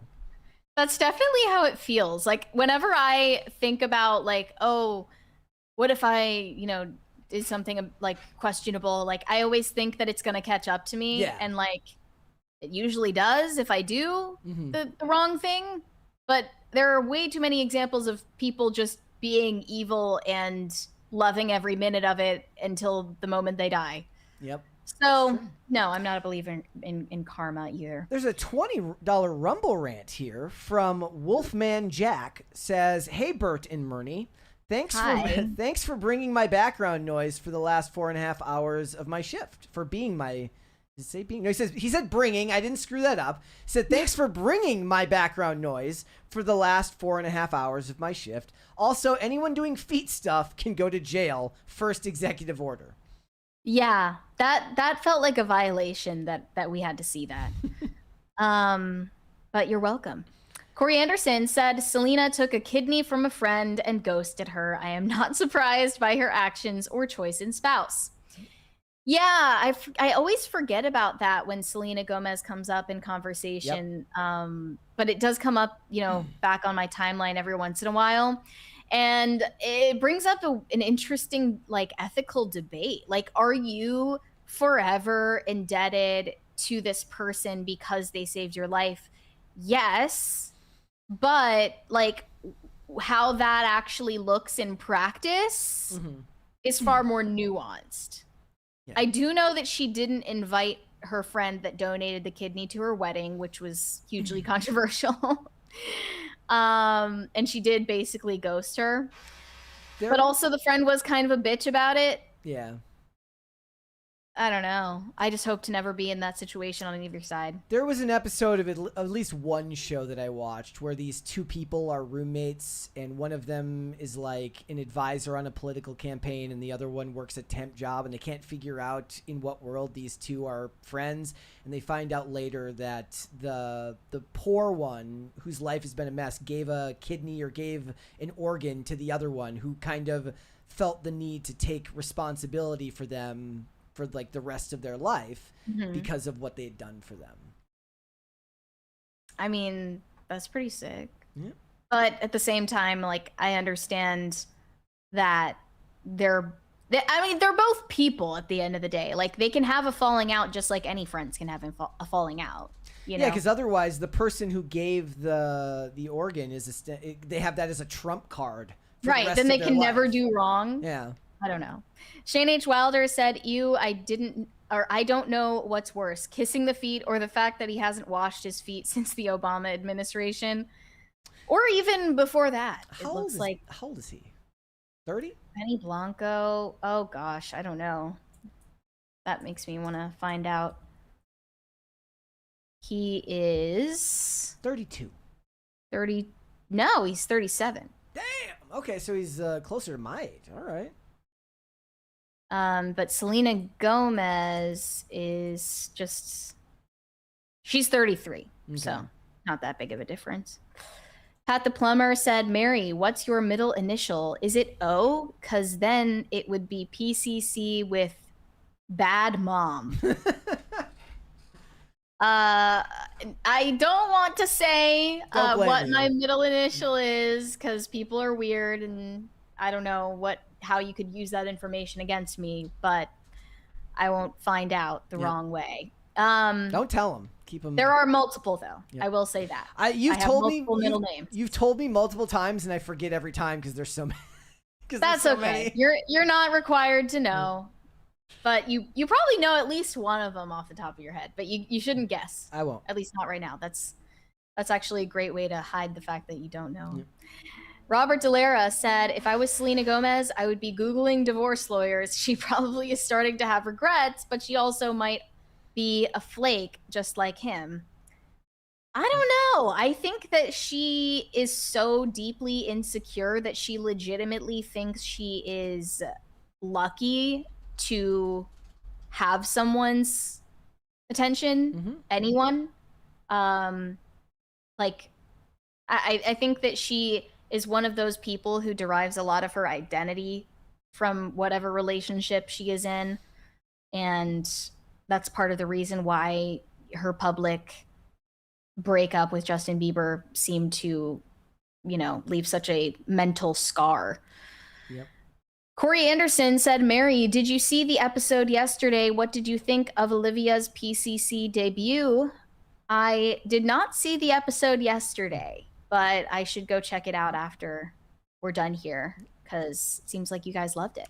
It was one of those days where I don't know how it feels for you. Like we were talking today where it's like it just doesn't seem like anything's going on that would work for a conversation. Sometimes you get lucky and all the stories fall into place. Sometimes you're like, okay, I'm on the verge of having to Google the word Gen Z to see what stupid thing they're doing right now to see if there's anything in the news.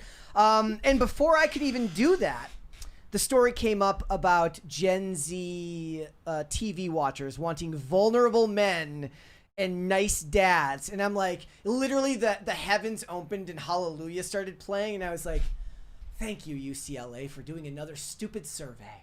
I always love it when you guys do that. So what was the general take on that finding? They don't want strong, silent archetypes. They want vulnerable men that show actual love for their kids. So they want to see like positive dads on TV where they're like, which isn't even a bad thing. I was like, that's just a response to the fact that we've been Homer Simpson for the last 20 years where you get doofus dad on television. It's just when you told me about it, I was puzzled because I was like, you're talking about a survey of people between, what did you say, 10 and 24? Yep, here it is right there. And they claim to have grown up with all of these portrayals of like strong, silent alpha males. Like how? Where? Maybe they watched a lot of Clint Eastwood movies when they were young. I'm just confused because that's just not the media that they have been exposed to ever. And if anything, like the male leads that they've seen are way too sensitive to the point where it's not even accurate to real life. Yep. So I'm just confused why they're like they're asking for more of the same thing they've already been getting over and over and over again. Yeah. It says joyful fatherhood was the single most requested portrayal of masculinity by adolescents surveyed by the researchers, with nearly 60% of young people asking to see more fathers openly showing love and enjoying parenting. I mean, I get that it's a little bit of a pushback on the Homer Simpson archetype, but still, like, there is a lot of that to go around right now. Like, we could probably do with a little more, like, I mean, maybe it's a response. Stereotypical, like, alpha masculinity in media. Just a little bit. I don't know. That was just weird to me. Pop Culture Junkie. Oh, we read that one earlier. Pat the Plumber said, can we get a sexy boots emoji for the next bad OCD episode? Oh, that's what they're calling it now? I guess that's what it is. There's bad OCD. We could actually end up doing that now, because now you guys are going to have to see, if we're going to talk about Tucker Carlson, you have to talk about what happened to Tucker Carlson today. This man is down bad. He had an entire shipment of his nicotine company, Alp, stolen.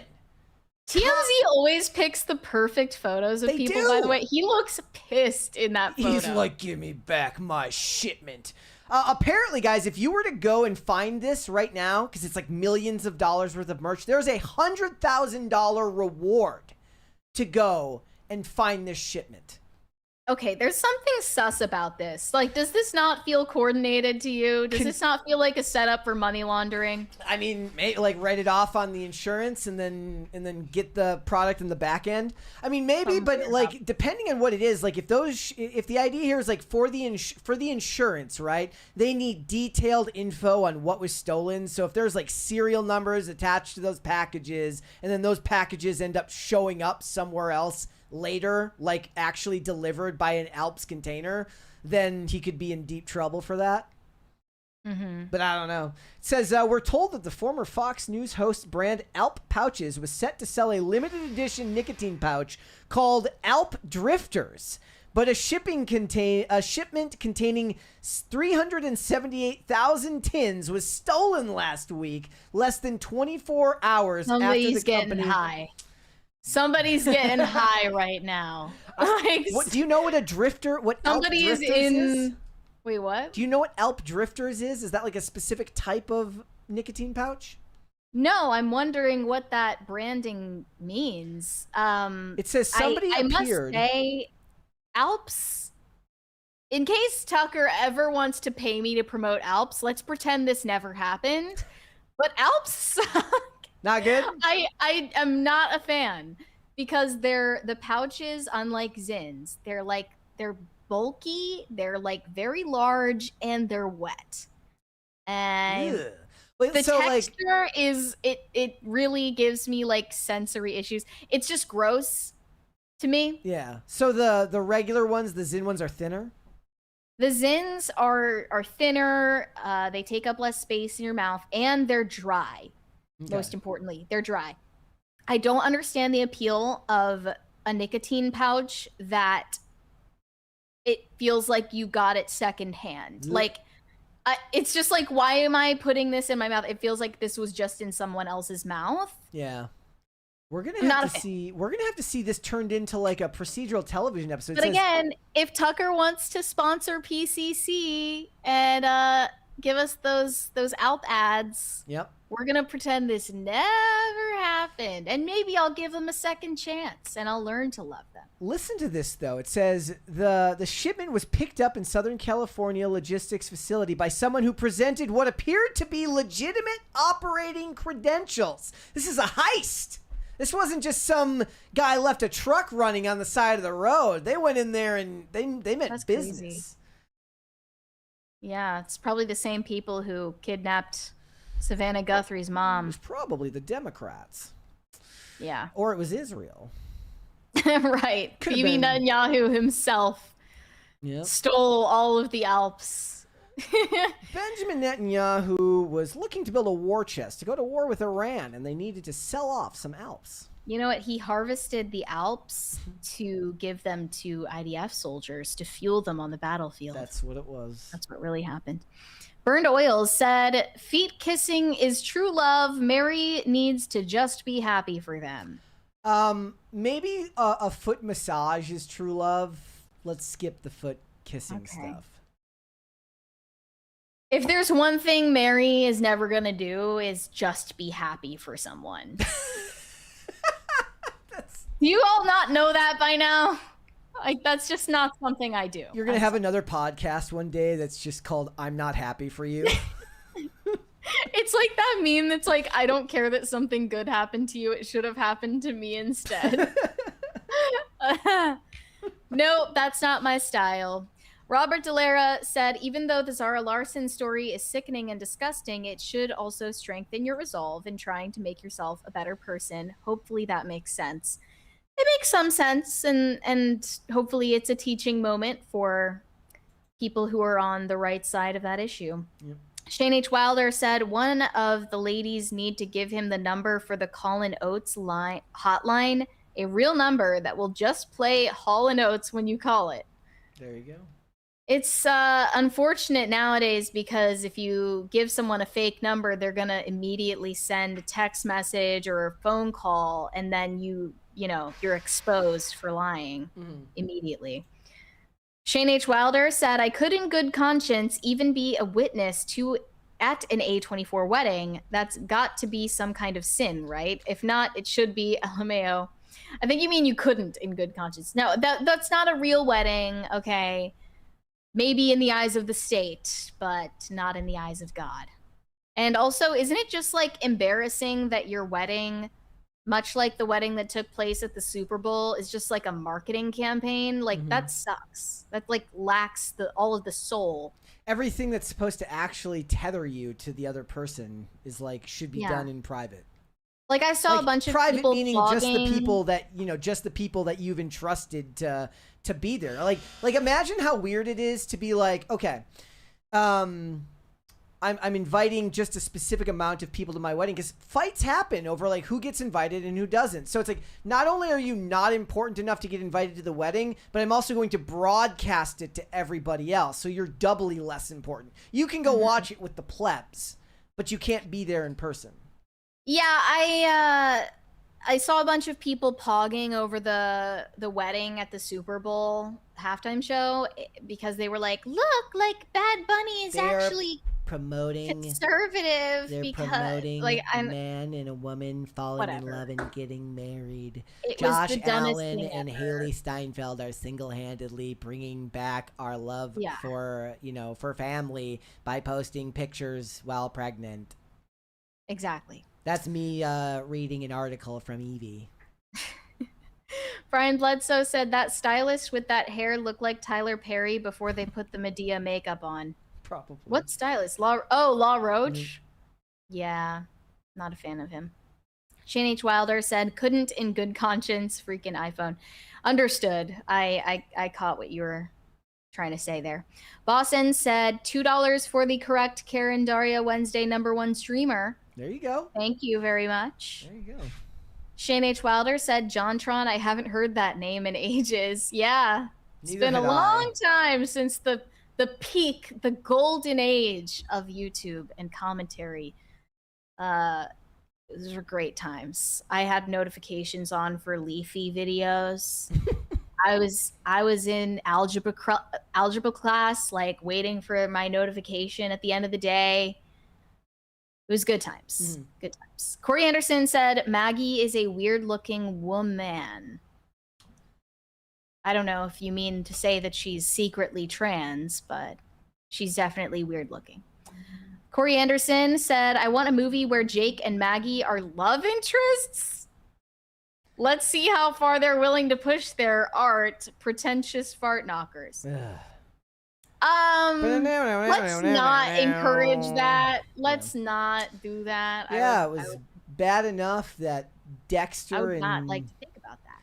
That Dexter and Deborah were married in real life while playing stepbrother and sister, or I guess adopted brother and sister. You know, it is weird that Maggie and Jake Gyllenhaal don't look alike, though. right? Yeah. Have you thought that before? They just don't look like they would be siblings. They don't look like they'd be related at all. They don't even look like cousins. Are both their parents the same?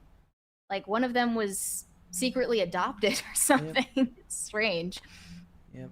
Koski, I'm not sure if I pronounced that right, said Mary looks like she has a cult following in Japan. I mean, that's a secret that you could use. Any of you could say, you know, that you're big in Japan, or that's a good place to be big in. Like name the country. Nobody in the US can prove you wrong. Yep. You can just say that you're big somewhere. I'm big in Guam. Yeah. Who can prove you wrong about that? Pretty easy. Pop Culture Junkie said, hearing interesting rumblings. I believe you read that one earlier, Brett. Shane H. Wilder said, it looks like Frankenstein meets Bonnie and Clyde with a dash of Sid and Nancy drenched in a saccharine Joker folie à douce sauce. Nah, I'm good. Nothing. Yeah, that's really a perfect explanation of the vibe. Nothing Joker folie à douce is catching my interest, that is for sure. Robert Delera said Christian Bale's character in The Bride is called Frank. I guess his last name is Stein. Okay. But yeah, it's like trying to imbue the Frankenstein story with this, like, again, like the gritty realism aspect, and it's just takes away all the magic. I don't want things to be realistic. Pop Culture Junkie said, when I was working for Fox in Houston, I was aware of a few cases where some talent turned down network shows because of their dislike of the news network. Only a couple, though. Interesting. Oh, this was a 20. I'm sorry if we missed that earlier. Interesting. Shane H. Wilder said, I fixed the Karen game and replaced the character with Mary, the much better and more accurate game. I'm thinking, is this like a VR thing where you're like going around a mall destroying displays at Spencer's? Like, I might do that. Yeah, I mean, on Buttle. When was the last time you went to a mall? Not that long ago. I think maybe. Oh gosh, I don't know now. I've been meaning to go back to a mall just to feel something. It's a good place to go. I never have a problem with going to the mall. If anything, I like it like as a means of like being out, because I never want to buy like food court food because it's usually pretty darn expensive, just like, you know, going to the airport. So you get a lot of steps in without eating anything while there. Then I don't have to eat till I get home. Right. Well, now that, you know, the weather is getting warmer, I might need an air-conditioned place to loiter. So I'll be back soon. Stefan Buttle said, Brett saying he can't read is giving Gavin vibes. What does that mean? Who's Gavin? I don't know what that means, but Gavin I can't read. I don't know. Corey Anderson said, I use karma as a way to say God will hold Zara responsible for her wickedness. Well, in that case, I agree with you. If that's what you mean by karma, then yes, I believe in karma. Robert Delera said, going to heaven or hell is the ultimate karma. Well, yeah, I just object to the idea that your actions will catch up to you in a good or bad way in your earthly life. Yeah. Because oftentimes you can see that's the opposite of true. Corey Anderson said Mary's middle name is Mary. I mean, as far as any of you are concerned, yes. Sure. Oh, they're talking about Gavin Newsom, because I think he said that recently. He said something about not being good at reading. Oh, something about like he did badly on his SATs. He's like, I'm like you guys. I got a 950 on my SATs, and I mean, I probably got less than that. So if I had taken it, but I never had to take it. So you never had to take the SAT? I went to tech school, so I didn't have to. They'll let anybody in, give you your degree on the back of a paper napkin. I didn't do very well on my SAT. It was okay. I think I got a 1370, which was after they reoriented the whole system. Mm-hmm. So the max score was like, I think 1600. That's really good. I don't know. Good. It wasn't good enough for me to get into like a lot of schools. Like, I know people make the joke about the 85 IQ, but I bet you if I took an IQ test, I'd be somewhere like 80. I could make 86. 87 at least. Easy. I got 87. Maybe. I've still like not decided whether I want to know my own IQ. I think I'm better off not knowing. You're better off not knowing. Like, Yeah. like people, it's actually an argument I used to get in with somebody, like where they talk about how more information is always better. I'm like, actually, you limit your your perceivable future if you think something is unattainable. So sometimes the more you know is actually worse because you'll psych yourself out of thinking you can do something. Like, how many people have gotten into YouTube and they're like, boy, if I'd have known everything it took to be successful in YouTube before I started, I would have never even bothered trying to start. So, by the way, we got, let me see if I can check both of them here. We have 2 new members in the channel. Thank you, Katie, for joining. And then I saw another one up top. I don't know. Yep. Both Alejandro Reyes and Katie have joined as channel members, which means you two will, along with the 71 other of you that have joined as channel members, get to see my episode with Verbal Riot up tonight. I want to get us up to like 75. We're getting closer to more and more emojis. And then we got to brainstorm what emojis to add as we start adding content. They want sexy boots. I don't even know what that means. I guess just white go-go boots? We'll have to go and find the white go-go boots. We were talking about the story about finding that M&M dispenser at the thrift store, which is now at home. We have it at home. I love that for you. Yep. Pop Culture Junkie let us know we missed that 20 earlier. Sorry about that. Adam said they want Flanders instead of Homer as a dad. I mean, do we really want either? I feel like both are not ideal. Heidi Ho. I don't know. Who's the best dad on TV? I don't know. Like Walter White. No, I'm just kidding. Did whatever he could. Did what he had to do. The example me and Olivia give is like like when they, maybe not in the sense of like being outwardly like, you know, super loving of the family, but Danny Reagan on Blue Bloods is like actually you know, he's not a wimp. He stands up for himself. He takes care of his family. Him and his wife, they go back and forth. He doesn't just cower at the whatever she says to him, and they have immense respect for each other. And that's the last example I can think of. And then they killed the wife off. So because the lady quit the show. Unfortunately, a lot of the best dads on TV, especially the Disney Channel, were single dads in the show. Yep. Cost-cutting measures. Well, it's also a storytelling device, right? And storytelling. Yeah. Yep.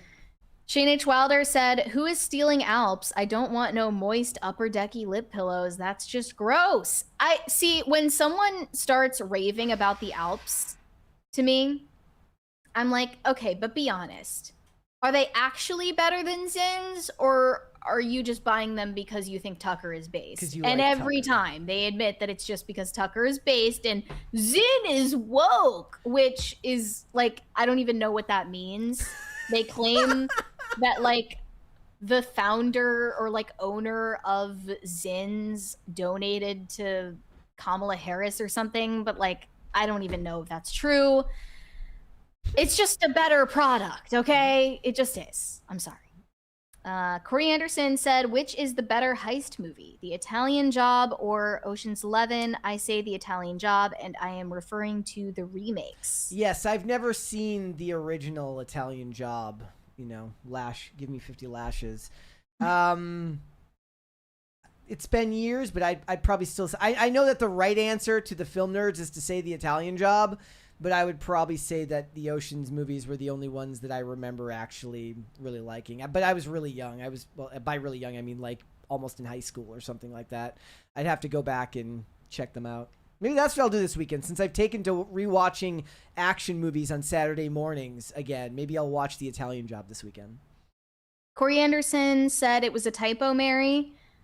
I'm not even sure which typo we're talking about anymore, but thanks for telling me. Shane H. Wilder said JonTron screaming, singing, "I will always love you, will always have a special place in my heart."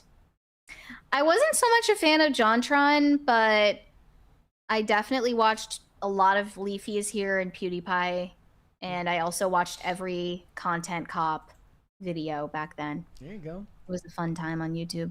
Corey Anderson said, I have been to Guam. You are not Brett yet. Well, someday maybe I can be famous in Guam. Well, it's just since you were since you left Guam, like the last time you were in Guam, like Brett really took off there. Blew up there at that time. Yeah, you just weren't there yet. Shane H. Wilder said, I'm really big in Tuvalu. Look it up. I don't know if I want to look that up. I also somebody say I'm big in Liechtenstein, and another person say I'm big in Eritrea. Potatoes for Seamus said, are we going to have a Green Lantern starring Brett? Brett with 1 T, by the way. No, but there is. I saw a supposed trailer for the Lanterns TV series today that I did not watch because some people were saying it might have been leaked, and I didn't want to watch like a bad rip version of it. So I'm waiting to find out if that's real or not, and then I'll decide. I'm probably gonna watch it on ad-free Tubi when it comes out. Good for you. Yeah, I'm not buying. I've already got Paramount. Why would I have to get HBO Max? They're just gonna be one streaming service one day. How long is it going to take for them to do that, actually? Take a long time. I mean, Disney hasn't even fully integrated Hulu into one streaming service yet, which I'm very thankful for because I hate Disney Plus as an app, and I love Hulu as an app. So I'm mourning the day when we eventually lose our Hulu. Brian Bledsoe said, when I talk about my podcast, I say it's a hit in India, LOL, because the second most listener percentage is in India. I don't ask why. Interesting. Pop Culture Junkie said, so Mary, you have multiple middle names. That's a definite Irish tradition from what I understand. I wasn't aware it was an Irish thing. Thought it was just a my mom thing. Because you gave us all multiple middle names. Do you, like when St. Patrick's Day comes around, is it like my culture is not your costume? Do you tell people to back off? I don't feel like that connected to being Irish. Yeah. But like, I definitely think St. Paddy's Day has been twisted into something it's not. Especially when you think about the fact that St. Patrick wasn't Irish. Oh, I didn't know that. Yeah, he was actually like, I believe he was Italian. I could be wrong about so that. He talked like he talked like this. He used both his hands when he spoke. That's sure. Corey Anderson said, "Kinky Boots. Who names their kid Verbal Riot?" Verbal Riot is not his biological name. I am sure. I'm sure his mother did not give him that name. His middle name is Riot. Exploding Prinny said, "Brett, we need a toast staring at you icon." Toast is really creepy when Toast stares. This is 110% true. Shane H. Wilder said, I took an IQ test and for a 143. Wow. I'm like, this proves that no matter how smart you are, you're still tarded. That's impressive, man. That's pretty high. That's very high. Yeah. Sorenko Productions said, well, Bill Cosby was America's dad until, well, you know. That is true. Yeah. We have daddy issues as a country. We are very close to a third Crisis Party, guys. Let's go. Nice. Pop Culture Junkie said, loved Italian Job remake, spiked mini sales. The car. I'm gonna have to go and watch it. It's like that's one of those ones where after enough time. But the thing is, I always end up going and rewatching the movies that I love, like the action movies that I love. I rewatched Taken the other day, and it's I literally you could hear my brain power down when it started, as I sat in to watch it.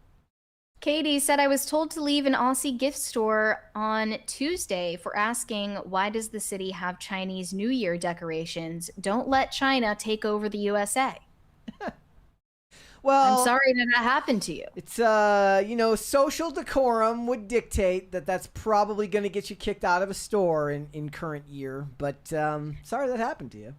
Do you see how Draco Malfoy became like the unofficial mascot for the Chinese New Year in China, only in China, nowhere else? Funny how that works.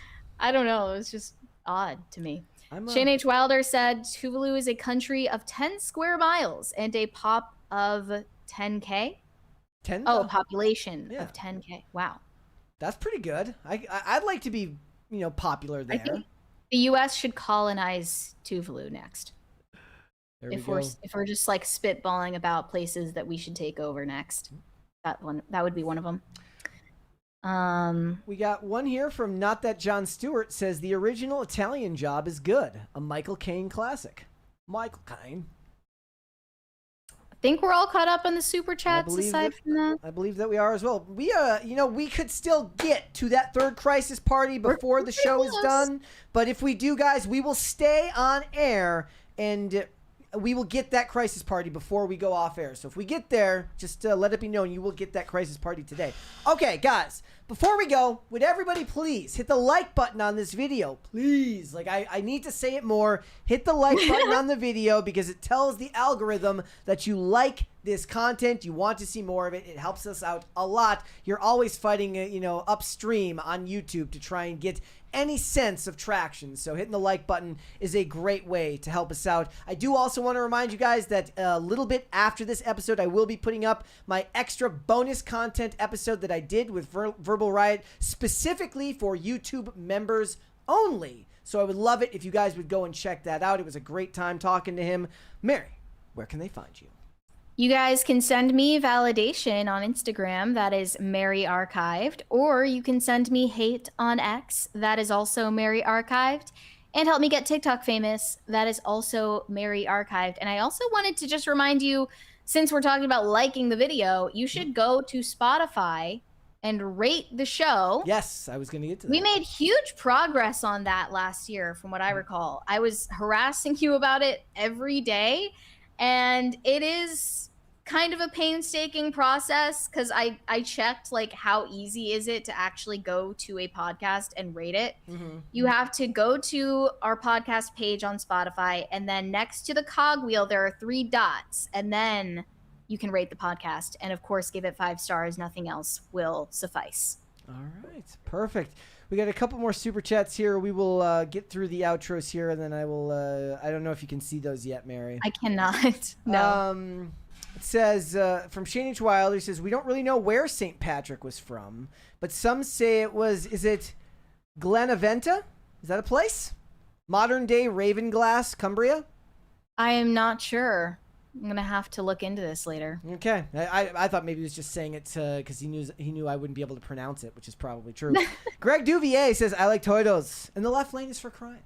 All right, guys, if you want to follow me, Instagram and X at Brett Dasovic on both of those platforms. Remember that PCC is live 5 days a week, Monday through Friday, 3 p.m. Eastern Standard Time, which is, of course, as always, noon Pacific. We are on Amazon Music, Apple Podcasts, Pandora, and Spotify. If you would like to listen rather than watch, and as Mary said, you can rate and review on Apple Podcasts and on Spotify, which is a great way to help the channel out. If you want to follow us on social media, Twix, at popculture_show, Facebook at popculturecrisis, Instagram at popculturecrisispod. Stay tuned after the show today for a brand new members only episode of PCC with Verbal Riot. We will be back with another episode tomorrow. We will see you guys. Oh no, wait, we got it. There goes the crisis party. Hold on.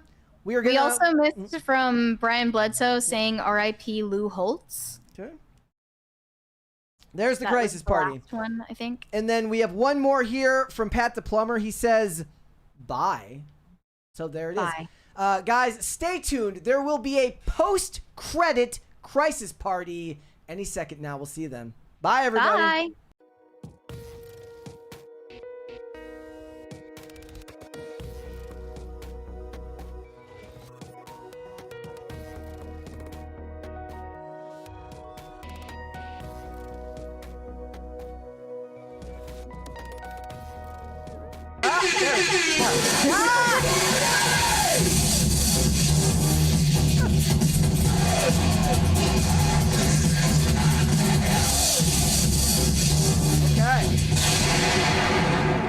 Thank you, guys. With that being said, ladies and gentlemen, we will be back with another episode tomorrow. We'll see y'all then. Bye. Bye.